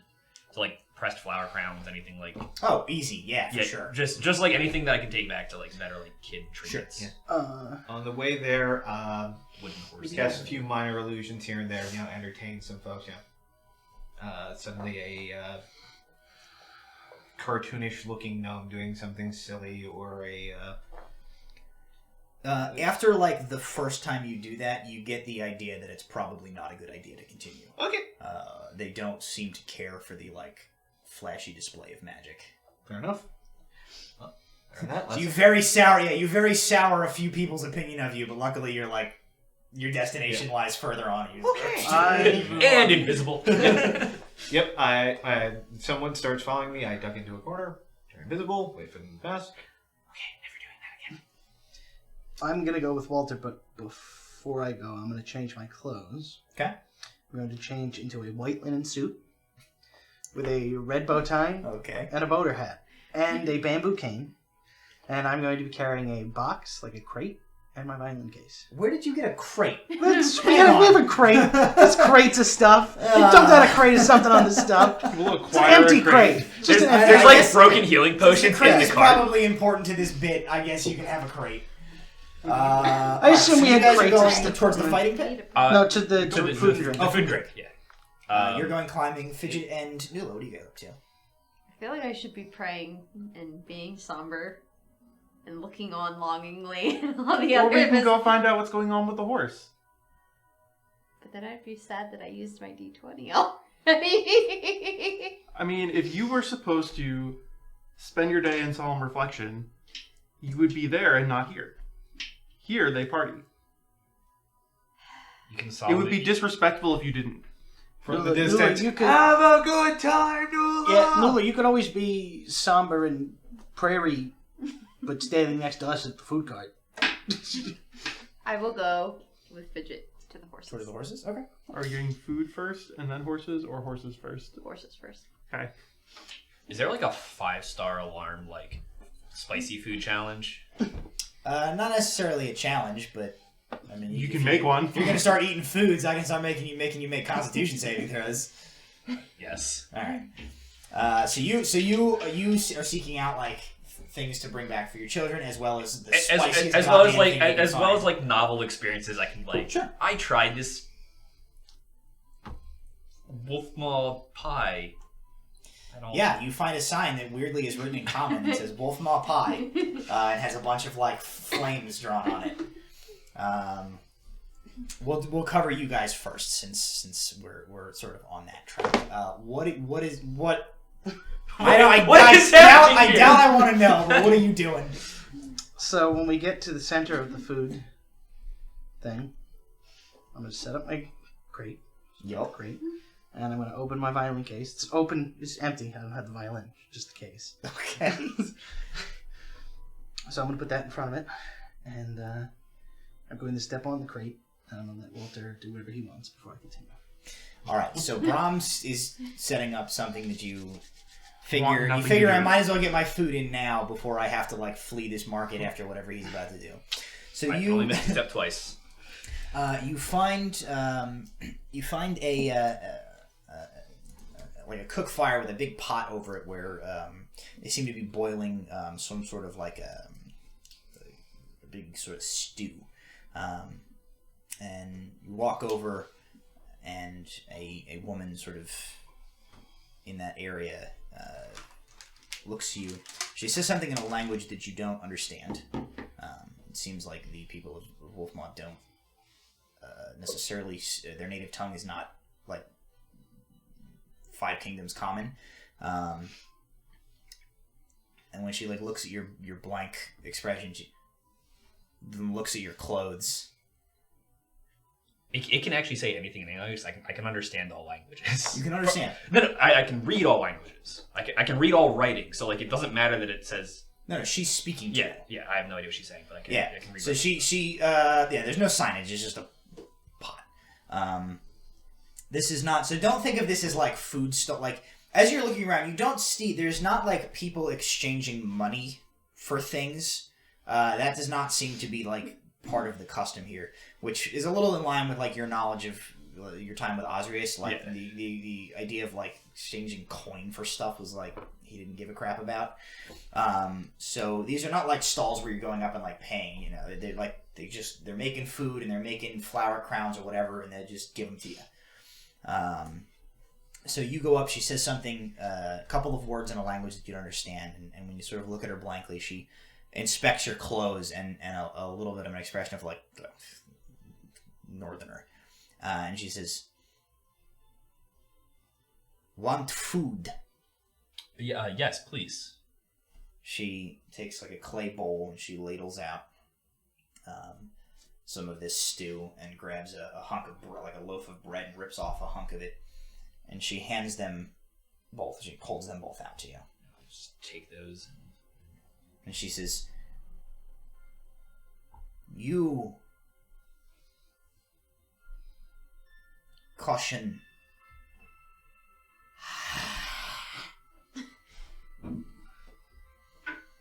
My kids are gonna love this story either way. Let's find out.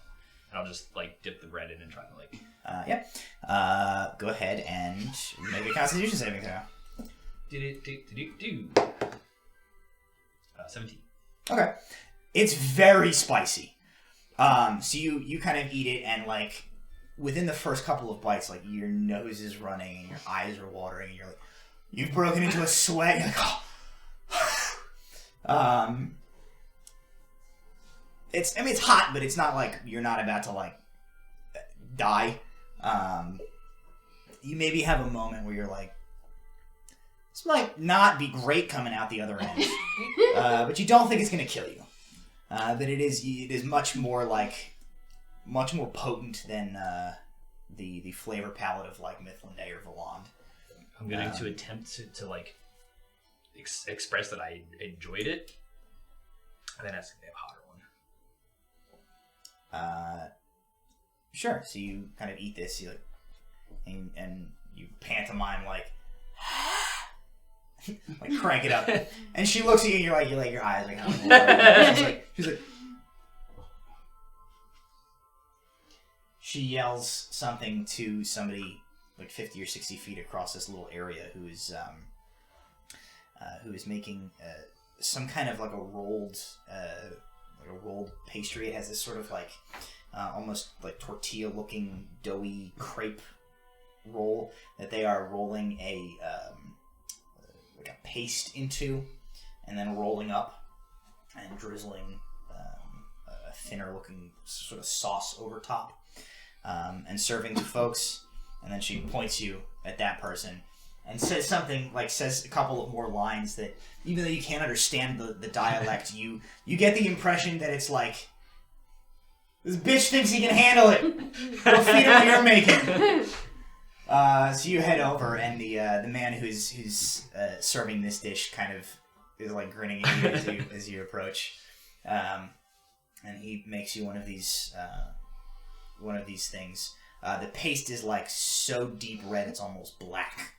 And he rolls it up, puts a little of this sauce on, and hands it to you. It's there's like sort of like a dried like corn husk that it's like put in and served in, and he just hands it to you. I'm gonna. And you notice as you like lift it, you notice that like a bunch of people around are like watching you. Hold on, wait, quick. I just in case. I need to double check something. Oh, it's herbal and somatic. I'm going to take a bite. And as soon as if it seems like it's going to be too hot, I'm going to cast Disguise Self to make myself look normal. Okay. Make a Constitution saving throw. I am me. That's a 6. A 6? That's a 6. Yeah. So you take a bite and you're like, oh, I've made a mistake. Oh no. I'm gonna be like, so it's very good, as I'm like trying to say trying that. to Well, cast. what you manage to say is,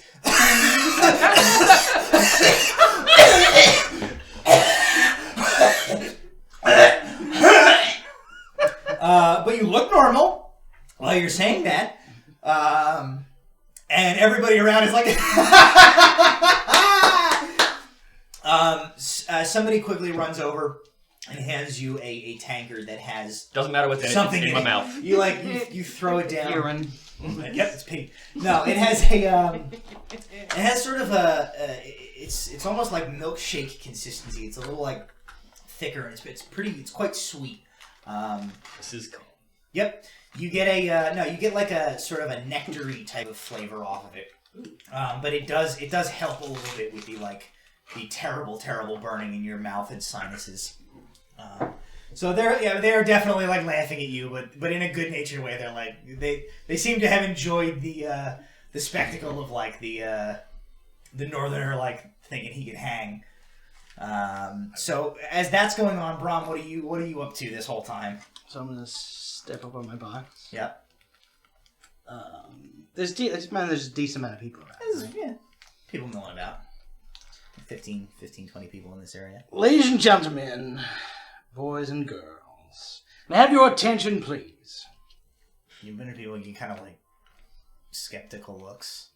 Now I know that you are not too fond of foreigners in this land. I'm glad I'm not there. But I think there's something we can all agree on. That man made a fool of himself, and I point directly at You get a couple of like slight chuckles, but you get the impression that most of these people don't understand you. They don't speak my language.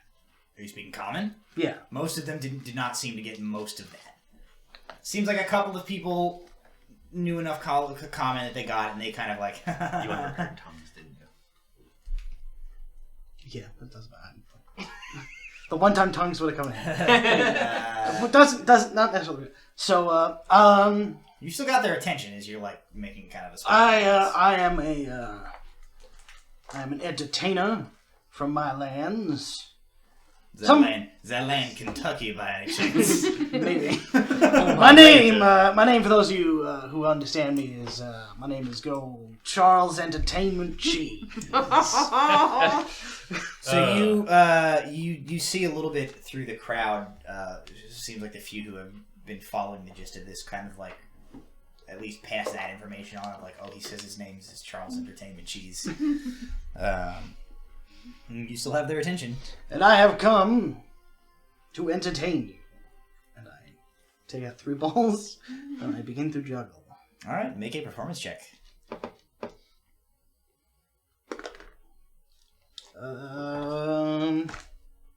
That's a 21. All right, so you're juggling. You got 3 balls. You pull a fourth like out of your coat pocket mid juggle. You add a 4th one. There's You're a like child in there you're doing it one-handed. You're going under your leg. You're going behind your back. And the gathered crowd is like they're clapping, and when you do something particularly impressive, everybody goes like, "Ooh!"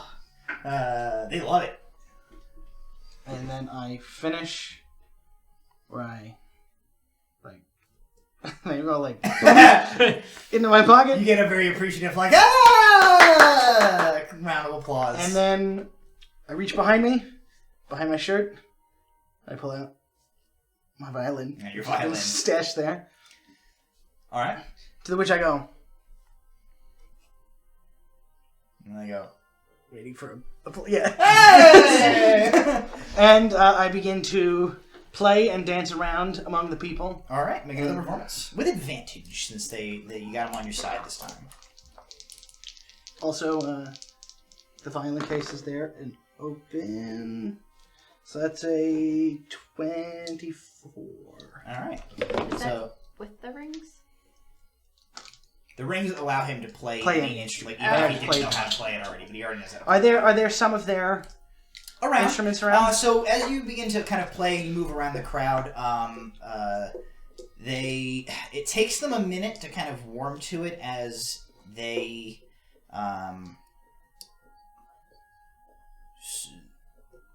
sort of your music, your jig from as of a London jig or something is not part in line with the sort of the dances that they know. So it kind of takes them a minute to kind of figure out the groove, but a lot of people begin dancing. You see, they seem to favor this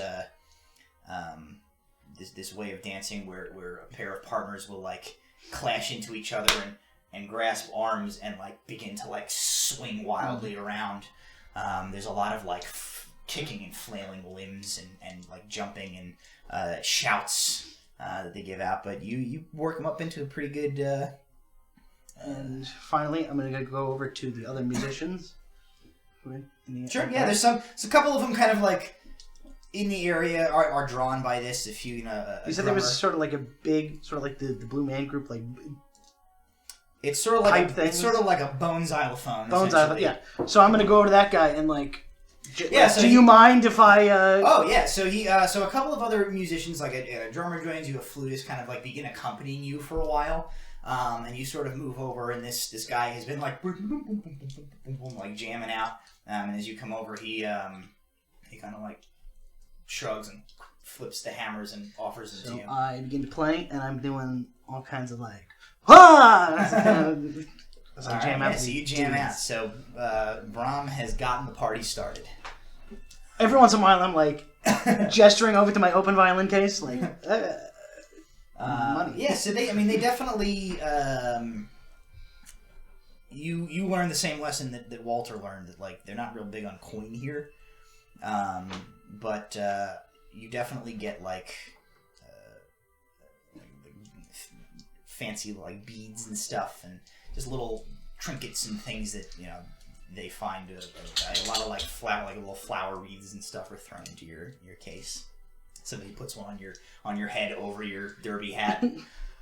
And as you guys dance the merry jig, Walter recovers, and you kind of have fun with the group. We'll go over to Alar as you approach the. If I can find a shady spot where nobody's around, I'm going to cast Comprehend Languages as I realize I'm not understanding most of what's being said here. So you do that easy enough. And you got to do it as a ritual, right? Yeah, I make sure to find a shady spot to do it. So you do that, and there's nothing necessarily. You have your little brazier there, and it could just be somebody else cooking up something. Nobody pays you much mind. You manage to do that, and you begin to be able to understand what's being said around you. And once you do that, you approach the climbers. There's probably 10-15 people gathered around the base of this rocky slope here, and they've set up. There's a large wicker basket that has hunks of it's essentially unrefined hunks of chalk. And as you watch, a woman grabs a piece of chalk and kind of just slips it into her shirt,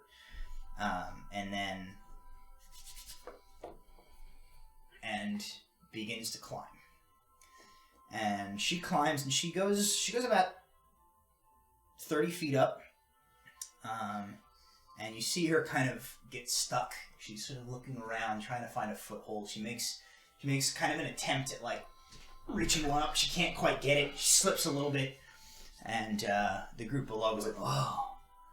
And after struggling for 10-15 seconds, not being able to find any way further, she like lets out a curse in her tongue, which essentially via your translated brain is like, "Damn it!"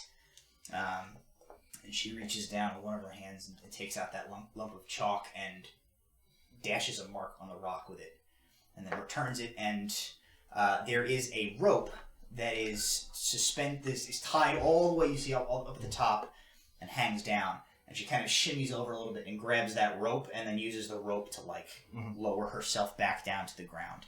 And the group gathered. A couple of them come over to her and like pat her on the back. You kind of hear them say like, "Well climbed, well climbed." One of them says, "Oh, you made it further than Martok. He's going to be embarrassed." And she kind of takes this with grace. And you basically see that this is what's taking place here. Is people are taking turns climbing. Looks like they're seeing how high they can get and making marks. And they range from anywhere from like 10 feet to, she got to about 30. There's some that are like 50, 60. Way up at the top, at the, like, above the lip, you actually see what looks like a fairly large bird's nest. Mm-hmm. And there is one of those lumps of, like, chalk that has just been placed on the ledge. Somebody got all the way to the top. And, as you approach, they kind of turn. One of them kind of, greets you. But they don't really, make any particular motion to, like, include you or anything like that. But, gonna find a spot where, that's somewhere out of the way. Take off my coat. Underneath the coat, conjure Scooter. And then have him poke his head up. Watch the coat, would you, little guy? Sure. Agrees.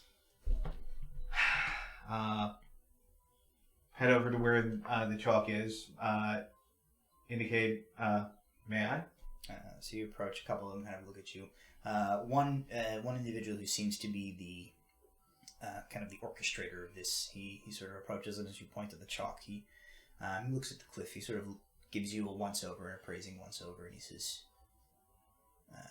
"So, you think you can climb, eh?" I'll certainly try. He says, nothing else, just another northerner to laugh at. He says, "I don't think that will be necessary. No. If you wish to try your luck, the strength of your arm and your leg is just as good as any man here." He says, points all the way up. He's best climber in our village. Made it all the way to the top. If you think you have what it takes to do as well, you can climb up there, retrieve a feather or a piece of straw from the eagle's nest. You two will have our respect. Here goes nothing. Alright, so you approach. You have your chalk. Mm-hmm. The mansion doors up to the eagle's nest. Shoot you with 100 arrows. Okay, so as you begin to climb. Yeah, the good thing his little experiment with magic happened first. I mean, technically, we didn't see that. So, I was going to do some. The way this is going to work, you can climb in 10-foot increments on your way up. I will have you make a athletics check each time. I guess you could probably make an argument for an acrobatics check if that's like way better for you. It is better for me. I have no bonus. Make an acrobatics check on your way up. It will get, as you get higher and higher up, it will get a little bit more difficult. Okay. And if you can get all the way to the top, you win the prize. Sorry, I don't have the magic python. I mean, I do. It's just on me and not you. Yeah, no, no, he means to do this surprisingly without magic at all. So first attempt is 18. Easy. So you, without much trouble, you find plenty of footholds, handholds, and you scale the first 10 feet with no problem. 15. And you begin to move your way up, and again, pretty easy. You pass a number of marks where you've outclimbed a number of people who have made an attempt as you make it 20 feet in the air. 14 this time. Okay. We're trying to keep track of both of these things now. So you're at 30 feet. Still, you're moving along. You're making it right up. You've been climbing for climbed 30 feet. It's probably taken you the better part of 2 minutes at this point of climbing. You're making sure to keep your footing steady and look for good footholds. The last 5 feet, you find like a real nice like crevice that extends 5-6 feet up that you manage to like wedge your fingers into and use to pull yourself up. And you're up to 30 feet in the air now. Natural 20. Natural 20, easy enough. And you know what? I'll say with a natural 20, we'll move you up to 50 feet. We'll skip the 40. So you find a groove and you just like, you climb. You're up 50 feet. You kind of take a moment. You find a good place you can sort of wedge your foot in and take some of the pressure off your hands one at a time, sort of shaking them out. Give a glance down. All of the villagers here at this point are gathered below. They're watching you. You see kind of like nods of like approval and and impressed. 17. Hang on a second. 10, Sorry. 20, 40, 60. 17 is enough to get you up to 60 feet in height. So you're getting up there. Getting a little tired. It's starting to get like, all right. You start, kind of having the thought of like, okay, I'm feeling pretty good. I think I can keep going. I am getting to the point where it's going to be a problem if I lose my grip and fall. Oh yeah, no, he's trying not to think of the Grifton. Okay. And you can proceed heading for 70 feet. 20, not natural. Okay, so you make it up to 70 feet. Heading for 80 feet. 19. All right. So you have like 80 feet. You are beyond. There is like one mark kind of in this area, and you have far out-climbed everybody else's at this point. You see, you sort of reach the point where there's about another 20 feet of climbing to do, and there's that top. It's like within sight, but you are getting tired. And you like take a moment to brace you. This high up, the footholds have not been great. You're having trouble finding a place to like take a second to kind of uncramp your muscles. And you can continue climbing if you like. I'll give it one more go. All Don't right. think I'm gonna have enough to. Best I can ever do is a 23, but that's an 18. Okay, yeah. So you make it up to you. Let's see, you were at 80 feet. So you're there. You're 10 feet. You're like you can almost taste it. But you're like you feel like your legs are shaking. You're like, all right. And you see the rope. The rope is there. It's like but if you reach for it, that's it. You're DQ'd. But you've got 10 feet to go if you want to make the attempt. Unfortunately, I don't think it's going to be enough. That's only a 12. No, So- you get just shy. You reach for that eagle's nest, and you slip, and you begin to fall. Make a dexterity saving throw. Try and catch yourself with that rope. That is a 17. Okay, so you do fall like 30 feet. You're like, whoa, and you manage to get one hand on the rope, kind of swing yourself around, get another hand. You take 3 points of damage as you just like scrape the skin off your palms, but you manage to pull yourself to a stop and kind of like hang onto the rope, and you hear below like the gather watchers. Take a moment, get my breath. Kick around so I'm facing them. Give them a wave to let them know. You see a couple of them were like ready to start climbing up after you. As you like give them the wave off, they back off, but you see them like standing there watching, at the ready. And I will start shimmying my way down. You shimmy your way down. It's very slowly. Very slowly, because you manage to make it to the ground safely. A couple of them come over and they give you these these coated, essentially like husks with this like salve on them. They give you to like put on your hands, which makes it feel a little. I mean, it still hurts like son of a bitch, but it feels a little better. And all these climbers like gather around you. They're like patting you, like you tongues I assume is still active. So you kind of understand. It works for an hour. They are congratulating. They're like impressive display. Like that was you are a fine climber. That was incredible. Thank you. Not quite good enough. Who? They point to an individual who kind of like comes through as they part. It's actually a teenage girl. She comes up. She has like a feather tied into her hair, and she comes up and she like has this like huge grin on her face, and she says, which you understand not to be in common, but you understand her. She says, that was the best climbing I've ever seen. She says, she looks at herself. She says, I don't weigh much, so I got the advantage. I think you still deserve this. That was impressive. And she removes the eagle feather from like the braid in her hair, and she holds it out to you.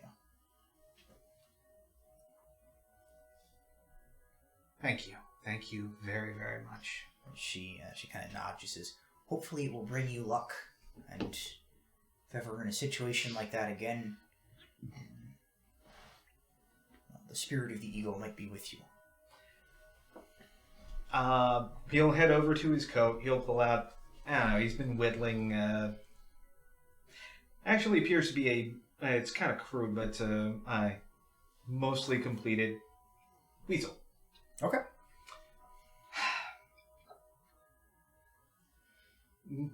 Not quite as noble a creature as the eagle, but I found they're remarkable companions, if you're fortunate enough to have one. So you hold that out. She doesn't seem to have understood what you said to her, but she understands the gesture, and she sort of smiles, and she says, you have my thanks. She says, you're a noble person for a northerner. She says, I will keep this safe. It will bring me luck. And with that, we will. You can hang around them as much as you will. Yeah, I will cheer on a few people. If someone gets in trouble, I'll scramble up. Sure. We'll move on from you as you kind of continue to peruse, and we will go to Fidget and Nula as you guys approach the group here. Fidget, you would probably be familiar with these group of strangers. As a group of Sindam riders. They're another one of the 5 major nations of the Free Peoples. They are think like Dothraki, but not as like rapey. They're like mostly nomadic, like legendary horse riders.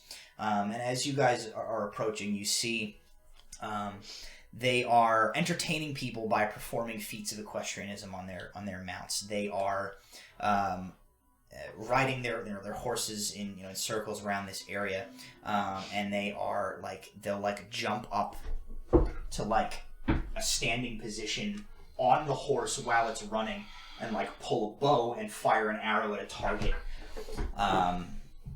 They're doing handstands in the saddles of moving horses. They're jumping from one horse to another. and doing all these like tricks. The horses are like are jumping, and the horses are like doing these like quick maneuvers as being ridden by the Sindom riders, and a group of villagers are kind of cheering them on and clapping.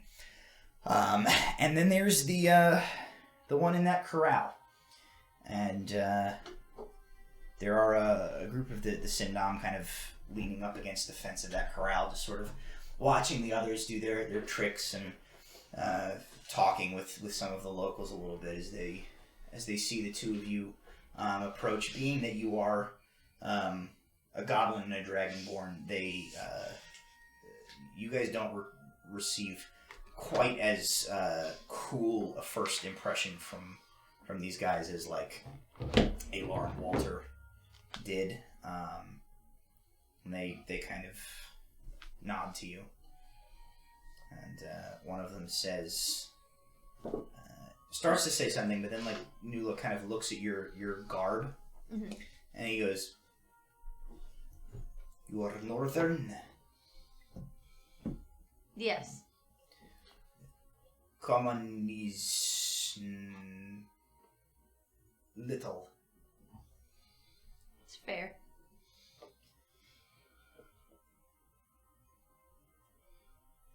Greeting of Greengrass to you, Northerner.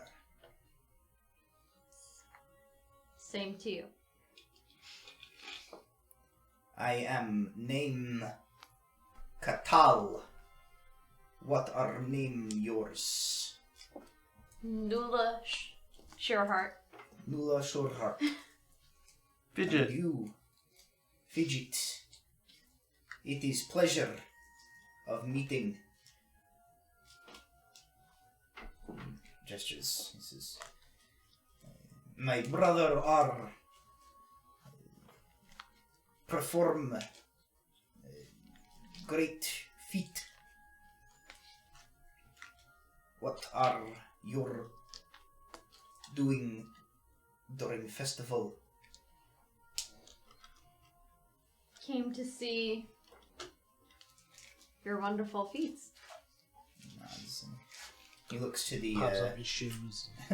the horse, and he sort of smiles a little, and he says, I see. You are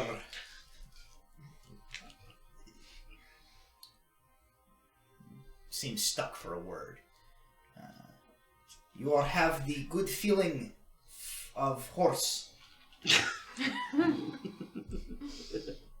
I can try. He says, no, try either. He says, Do or do not. He says, horse, yes. Or horse, no. You, horse, yes. Horse yes. Ah, horse, yes. You wish to try friend of horse. And he gestures towards the one that you saw somebody like approach before. Friend of horse. He Use your host. He says, Yes, I shall friend that horse. is good. And he calls something out in his language to a bunch of the others who kind of like stop doing their tricks, and they all sort of gather around the outside of the corral. And you can see they're like, whoa, this ought to be funny. Man, I wish I And had he that goes- D20 still. That's what you get. But then you wouldn't have had those in Barian Peeps. She gets D20 timeout for a while.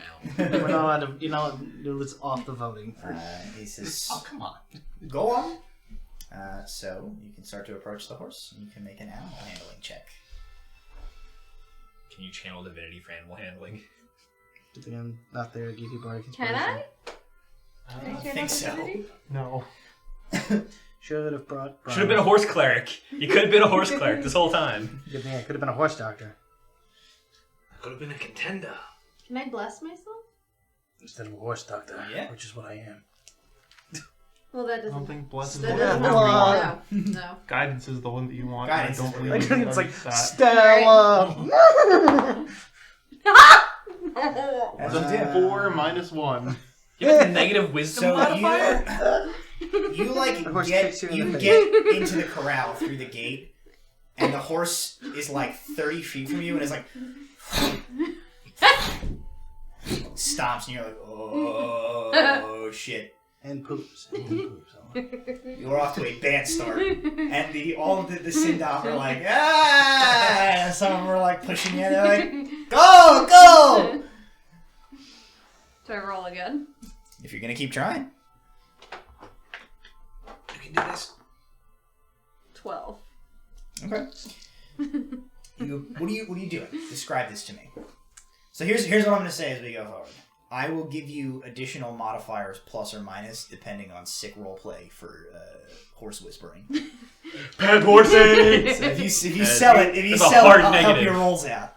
Alright, I will keep my back to the corral and walk sideways because I want to try to get to the horse's shoulder. Okay. And approach from the shoulder. Okay. So you're moving very slowly, not being crazy, not being subtle. You're sort of circling away from the corral, sort of towards the horse. You see he's like... Along the side. Like, I'm not approaching Sure. it yet. I'm Yeah, going you're still probably a good 20 feet from him, and you see he's like following you with his eyes. But so far so good. You get a little closer. 9. You... What are you doing? What are you doing with this 9? Have I gotten to where its You're shoulder would be? You're about 20 feet away from him, Okay. and like even with him at this point. Okay. I'm gonna pause there and see if he turns or if he's gonna stay still. He's not turning quite to face you yet, but he is a horse. He has monocular vision, so like you're at his side and he's got an eye on you. He has an eye. Specifically. He has one eye. He's like looking at you, and he is like kind of scuffling his feet a bunch. He doesn't look super pleased. I'm gonna make sure I stay at that shoulder, so I'm staying where only one eye can see me. 13. You getting closer at this point? You trying to move closer? I'm gonna take a few steps closer. Okay, so you kind of move a few steps closer, and he doesn't move. He's watching you. He doesn't back away. You like slowly get closer. I'm gonna try a different die. Or are you scared? You got into the horse acquiring dance by going hippity hoppity, you're my pretty. 9. Horse. As you kind of inch a little closer, he sort of like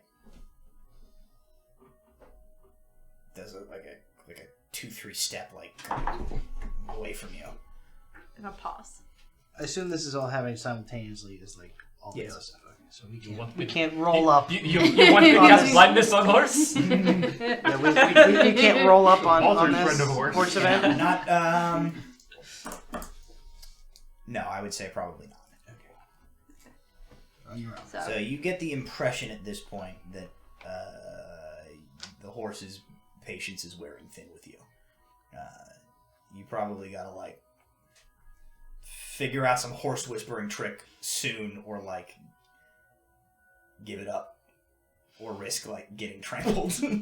If only you still had some sugar. Or speak with animals. Or could roll better. I do have speak with animals! Yeah, you do. You definitely do. I'm sorry. I didn't think it was appropriate for me to tell her. I was like, I know there's something that she has that would make sense here. I would have assumed she would have known that and used it immediately. I will use Helm. speak with animals. Helm.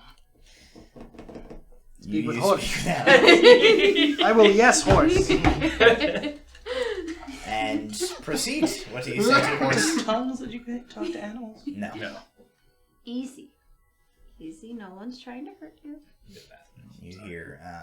So what you get, similar to like your owlbear experience where you used this before, is not so much spoken language back as much as a series of like impressions of like impulses and feelings and emotions that through the filter of this magic is sort of interpreted to something that you comprehend its meaning of. And what you kind of get from the horse is a sense of like fierce independence and the desire not to be like approached by small things. Approached by small things. Yeah, I mean small. it is a horse. It's still bigger than you. But as you kind of say this, he's like, easy, easy. He's sort of like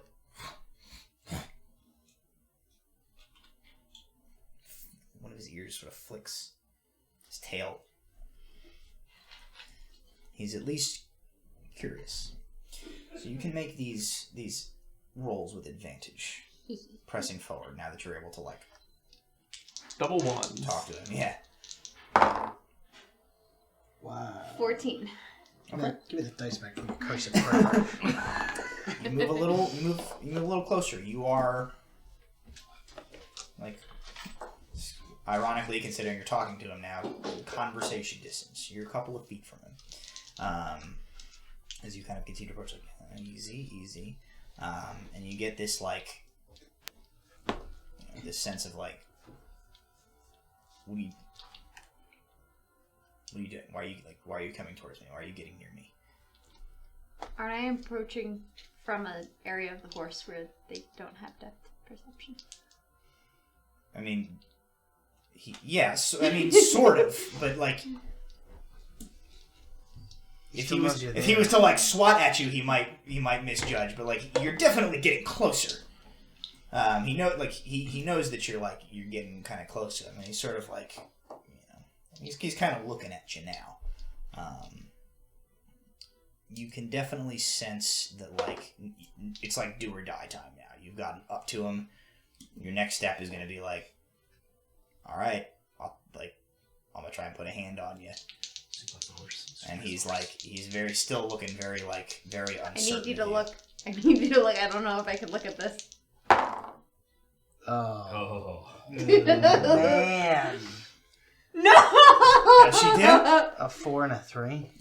You try to reach out to stroke, and he wheels around, Hit you with a laser rears up with his hooves. Jesus Christ. He crits you when you die.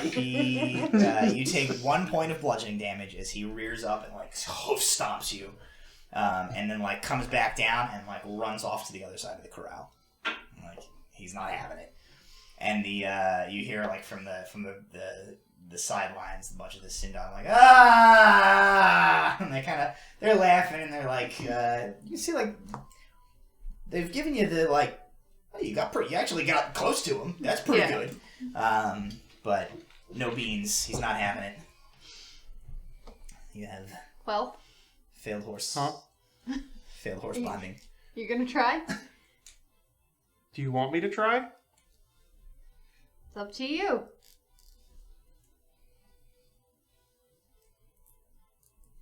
I'm here. I guess I should try. Did you try to be friend of horse? You can try it. He kind of looks at you and he's like, sure. And he says something in his language to like his buddies, and they're like, So what? Still not long enough for us to What do show I him. do? I would say at this point you guys can Okay, roll we damage. can roll up. Now that she's like blown it. I And guess we kind of we showed walk up up- as show she's up getting as- like hoofed, like shit We kicked walk by the up. horse. We see Nulis like got tears in her eyes, and Fidget's going to touch her horse. And we're like, you know exactly what's going on. There's only one way that this could have happened.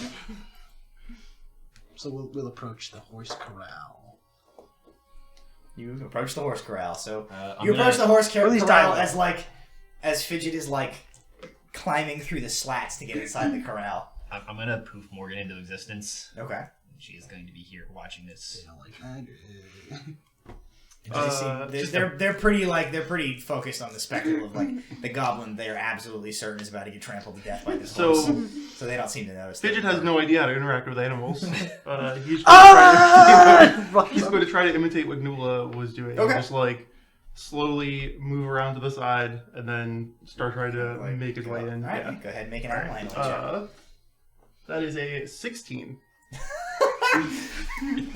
So you first have to like cross because the horse has now like gone to the other side. So your first step is like you got to get over to him, and he's sort of like you can see he's still pretty agitated, though. The fact that you are so much like smaller than her, seems to like doesn't seem as concerned about you as he was about like the 6-foot-tall scaled lizard with horns coming towards him. And just like is looking at you. So I want to try to make it around far enough that I can like make eye contact, and then just wait to see if it's going to calm down a little bit, or if it's still going to be super tense. Sure. Well, that's a 9 plus some things. But what if it was an 18? It's an 18. So that's a 20. All right, so you move sort of into eyesight, and then you just wait and stay very still. And after a couple of minutes, seems to be kind of getting used to you being there.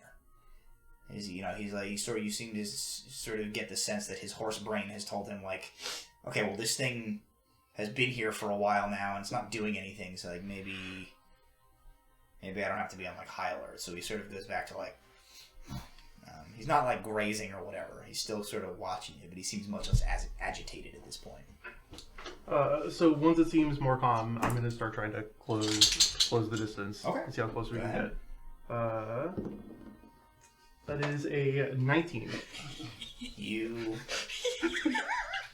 slowly approach, quietly. Go, my little trash gremlin. You get pretty close, about as close as Nula got, and he sort of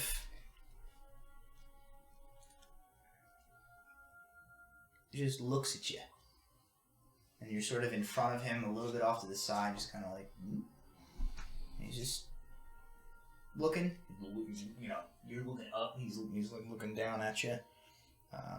He's not like kicking. He's not snorting or giving you any indication that he's like super alarmed at this point. That means he's just like gonna hold a hand up, and if it doesn't freak out, then just like try to... Yeah, go ahead. That's a natural 20. 22. You reach out and you kind of like high-five the stroke horse. his like. You bet you can reach about to like his shoulder. You can't quite get all the way up to his like his neck. But you manage to like pet the horse, and he gives kind of a little like. But he doesn't do anything else, and so you guys who are on the sidelines, the Sindom guys were kind of like laughing, like having a good time or whatever. But as Fidget has gotten like close and is now like has like stroked the horse, they're like stock still, just watching him. What is the goal? Do you I'm win gonna the horse? ask them in common, like, what happens if he like gets on it? The one who they had been talking with kind of turns towards you, but he's still looking. He says,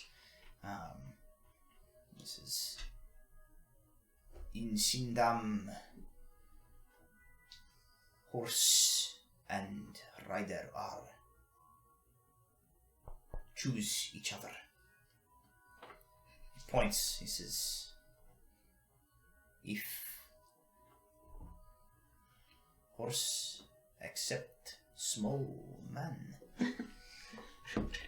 they are bond." Can he even get on the horse? You have successfully reached the portion of this challenge where the question of how you get on the horse is going to be a problem for you. Can you cast Enlarge Reduce on yourself? I don't have that spell. Oh, jeez. If it's close by the Can't rail, the dorm on top of the horse. you could climb the rail Yep. It's sort of near the rail, because Nula chased it to the edge of the corral. You jump. Okay, look, I don't know if you know this about horses, but they don't like really shiny things, especially really large, You really also shiny rolled like things. 100 threes in a row. I don't know what to tell you. just set your dice on fire at this point. Yeah. So after a moment of like touching the horse and just like looking around like, what now? What do I do now? So you guys see Fidget like I'm gonna cast message, just climb the fence. Can somebody mage hand him a step stool? he's too heavy for a mage hand. He's it. If we all cast Mage Hand, we could probably disperse it and lift his 45 pounds. We don't all have Mage Hand? No, I'm not there. And besides, that would only Bet get you he's 15. not a gnome anymore. If it was Kelly. Yeah, so we're gonna try to climb the fence. Okay. So make see how that goes. you can make an athletics or an acrobatics check to try and climb the fence and mount the horse. I mean, these are both bad. As well as an animal handling check. Okay. So acrobatics is a 12, Okay. Good enough. and the handle animal is a 19. You a bit of scrambling up, but you manage to kind of clamber the fence and sort of like you make like the kind of like hop. Likely because you are so small and light, like it almost the horse doesn't seem to like realize that you've jumped on him right away. So you manage to like get on and kind of like lock your arms around his neck and settle your feet like horseback onto this thing before he figures out that you're on him because you're so little. But once he does, he's like, and he starts going. Oh no! So we've now entered the skill check portion of this that involves can you stay on the horse? Before we get too far with this, Becca,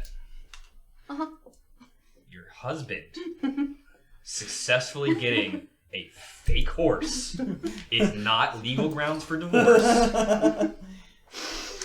Does suggestion work on horses? Becca, Do you have calm emotions? Yes, Becca, I would like to add, it may be grounds for having him sleep on the sofa. First of all, I disagree fundamentally with that. I'm gonna cast Bardic Inspiration. Yes. Okay.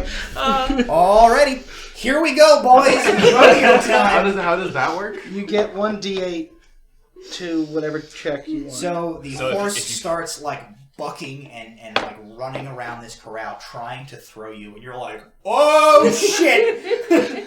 And you hear like just out of the corner of your ear, you just hear like from the sidelines like, "You got this, buddy!" or whatever shit Brom yells at you. All right, go ahead and make an athletics check to hang on. Athletics. Athletics. This is. So that's a 5. you can But use what the if one it were a 19? You like your whole body comes off the horse, and you're like, feel yourself in the air, but you just like get a handful of mane at the last second and manage to haul yourself back, and you just like clamp on. Was that with the Bardic Inspiration? No. Oh, okay. You have to use it. All right. I think this is So, the last portent though. You guys It was. on on the sidelines, all of the Sindom have like climbed up on the fence post, and they're like watching, and a bunch of them are like cheering him on now because they're like, holy shit, this goblin is gonna. 5 gold, he gets it. I'm not here, but You're not here, Brom's here. 5 gold, he gets it. I'm the one casting Bardic Inspiration to help him. So bet you Alar's 10 gold.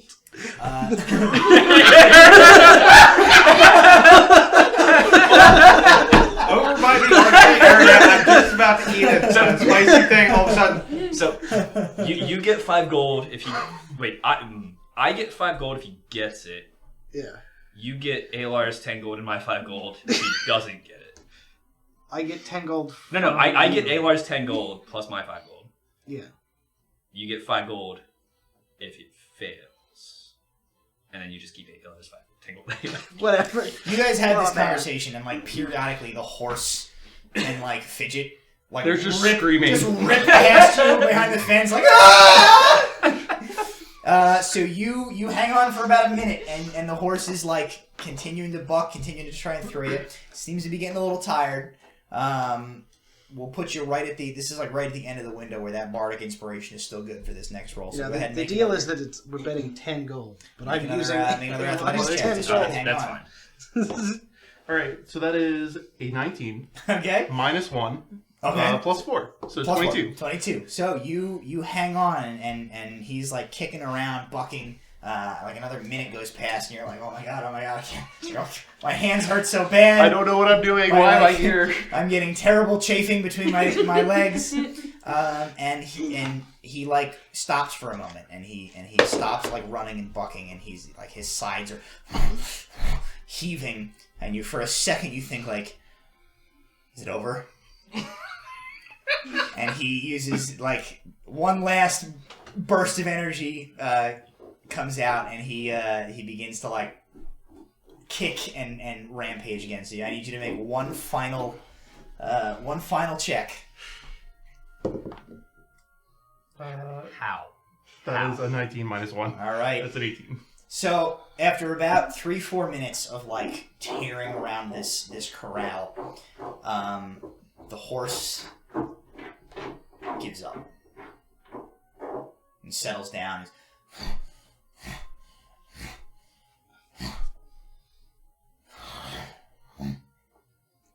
And Fidget is seated atop the horse.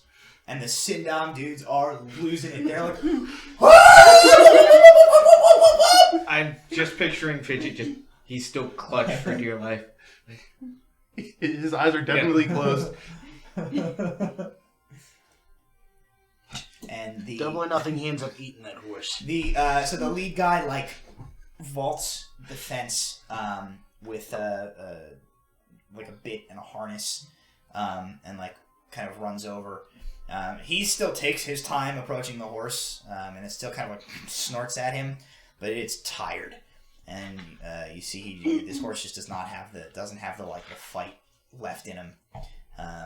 As this Sindom rider comes up and basically like puts a halter on the horse, secures it, and keeping the lead in his hand, like flips the reins over its head and like hands them towards Fidget. I don't know what to do with these. He says, he like taps you here. He says, "You have heart of rider. You figure out." And he begins to like lead you to the side of the corral with the horse, and then ties it to like a post. So you guys are on this other side of this post. This horse is here, and Fidget is atop it, and it has been it's been broken. You broke the colts. You now have a horse. Our roving pile of sentient trash has won an actual beautiful horse. The Sindom are like dumbstruck, and the one like he's just like shakes his head, and he says, "Of all people, you have chose horse have chose you, goblin." I figured that's when ALR shows rolls up. Like, Yeah, you walk over just in time to hear this guy say, "By right of Sindam, you are pair. Bun strong." Veggie, you got a name for the horse? anybody want one of these? I've got like a tray of those extra spicy things. Yes, and we lost your bet. Do you really want to roll against my deception? It's not a good plan. Yeah. So what's your horse? Let's see. Insight is crap. And my roll is it's a 12. So yeah, there's just a brief moment of Flip those numbers from my deception. so 21. Okay. So there's just a brief moment. Okay. Nah, he's just fooling around. He's got you 10 gold.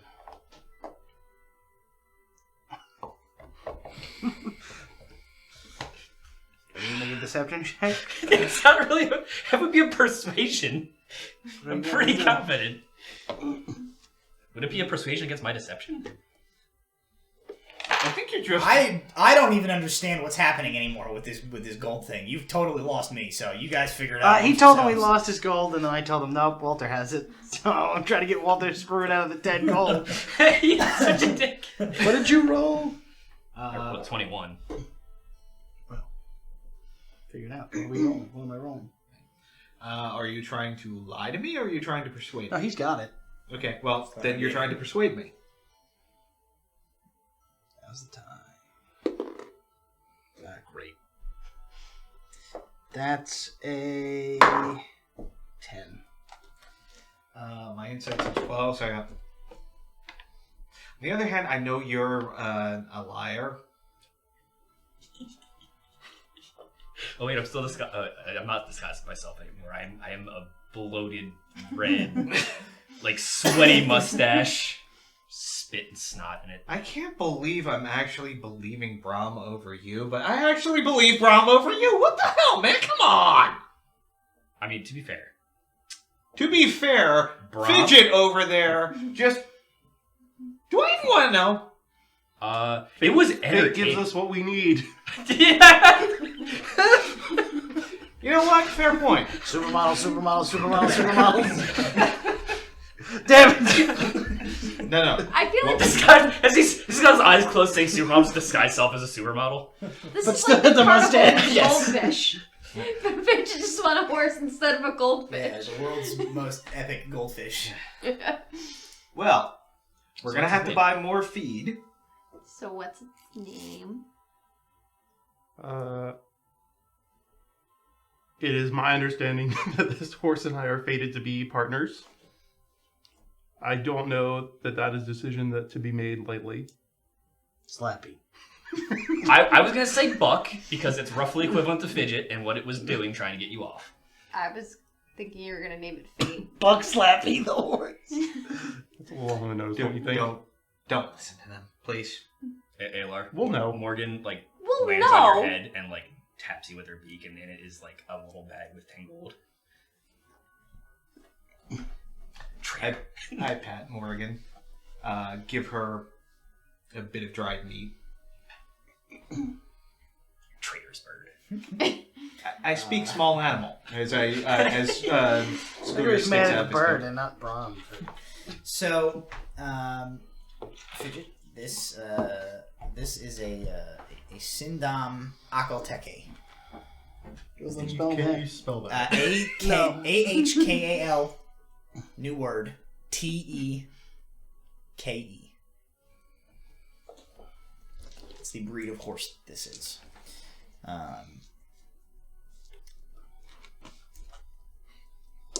Miss He's- Umara is not going to believe this. He's yours forever. Is he an extra dimensional horse? Can he be his familiar? So he's a male. He's about a year old. So he's a little young. I'll give you some horse stats. He's a little better than like a run of the mill horse. He has some beefed up stats. But I think that is a beautiful place to end tonight's session, as the Festival of Greengrass continues in the Village of Wolfmaw here. Alar has secured himself the respect of the local climbing community and a prize of his own. Fidget has secured a mount for himself. I've secured a day's worth of horrible shits. Walter has secured diarrhea. And I'm scared. Ron got a strangers. bunch of phone numbers Yeah. on napkins in his filing case. Welcome, dude stuff. Yep. So, thank you guys for joining us tonight. Did I remember to bring them in here finally? I didn't. Dang it. I have like an entire pack of cards. So there was maybe a couple of people still with us in the chat. If anybody's still with us, feel free to cast a vote now. We're going to do the Golden D20 for next week. So if anybody did something particularly amazing or cool or inspired or funny or anything like that during tonight's episode, let us know. Whoever gets the most votes between our cast and you, the audience. Thank you. gets a free natural 20 that they can use for any roll that they wish. Next week's session that they hopefully don't use for something really dumb and then Reality altering. super regret it like an hour later. It makes the world more magical. It's fine. Yep. You can make a turbo-sized one as like an actual boss monster we have to deal with at some point. So is that? I'm just waiting for Wolves. So that is that's our episode tonight. So thank you to our sponsors, Little Dragon Corp, Marloon Studio, the Eighth House. Thank you to the Twitch affiliate program, Many-Sided Dice, and Team MZ for supporting Proficiency Bonus. If you have not done so, please follow and subscribe to Proficiency Bonus, and look for us, Tabletop Legends, on YouTube, Facebook, Instagram. God help me, TikTok, but we're not using it, so don't worry about that one. But look for us, give us a follow and a like and a whatever, share, wherever you might look for us. And let's read these bad boys out. Fidget, you know why.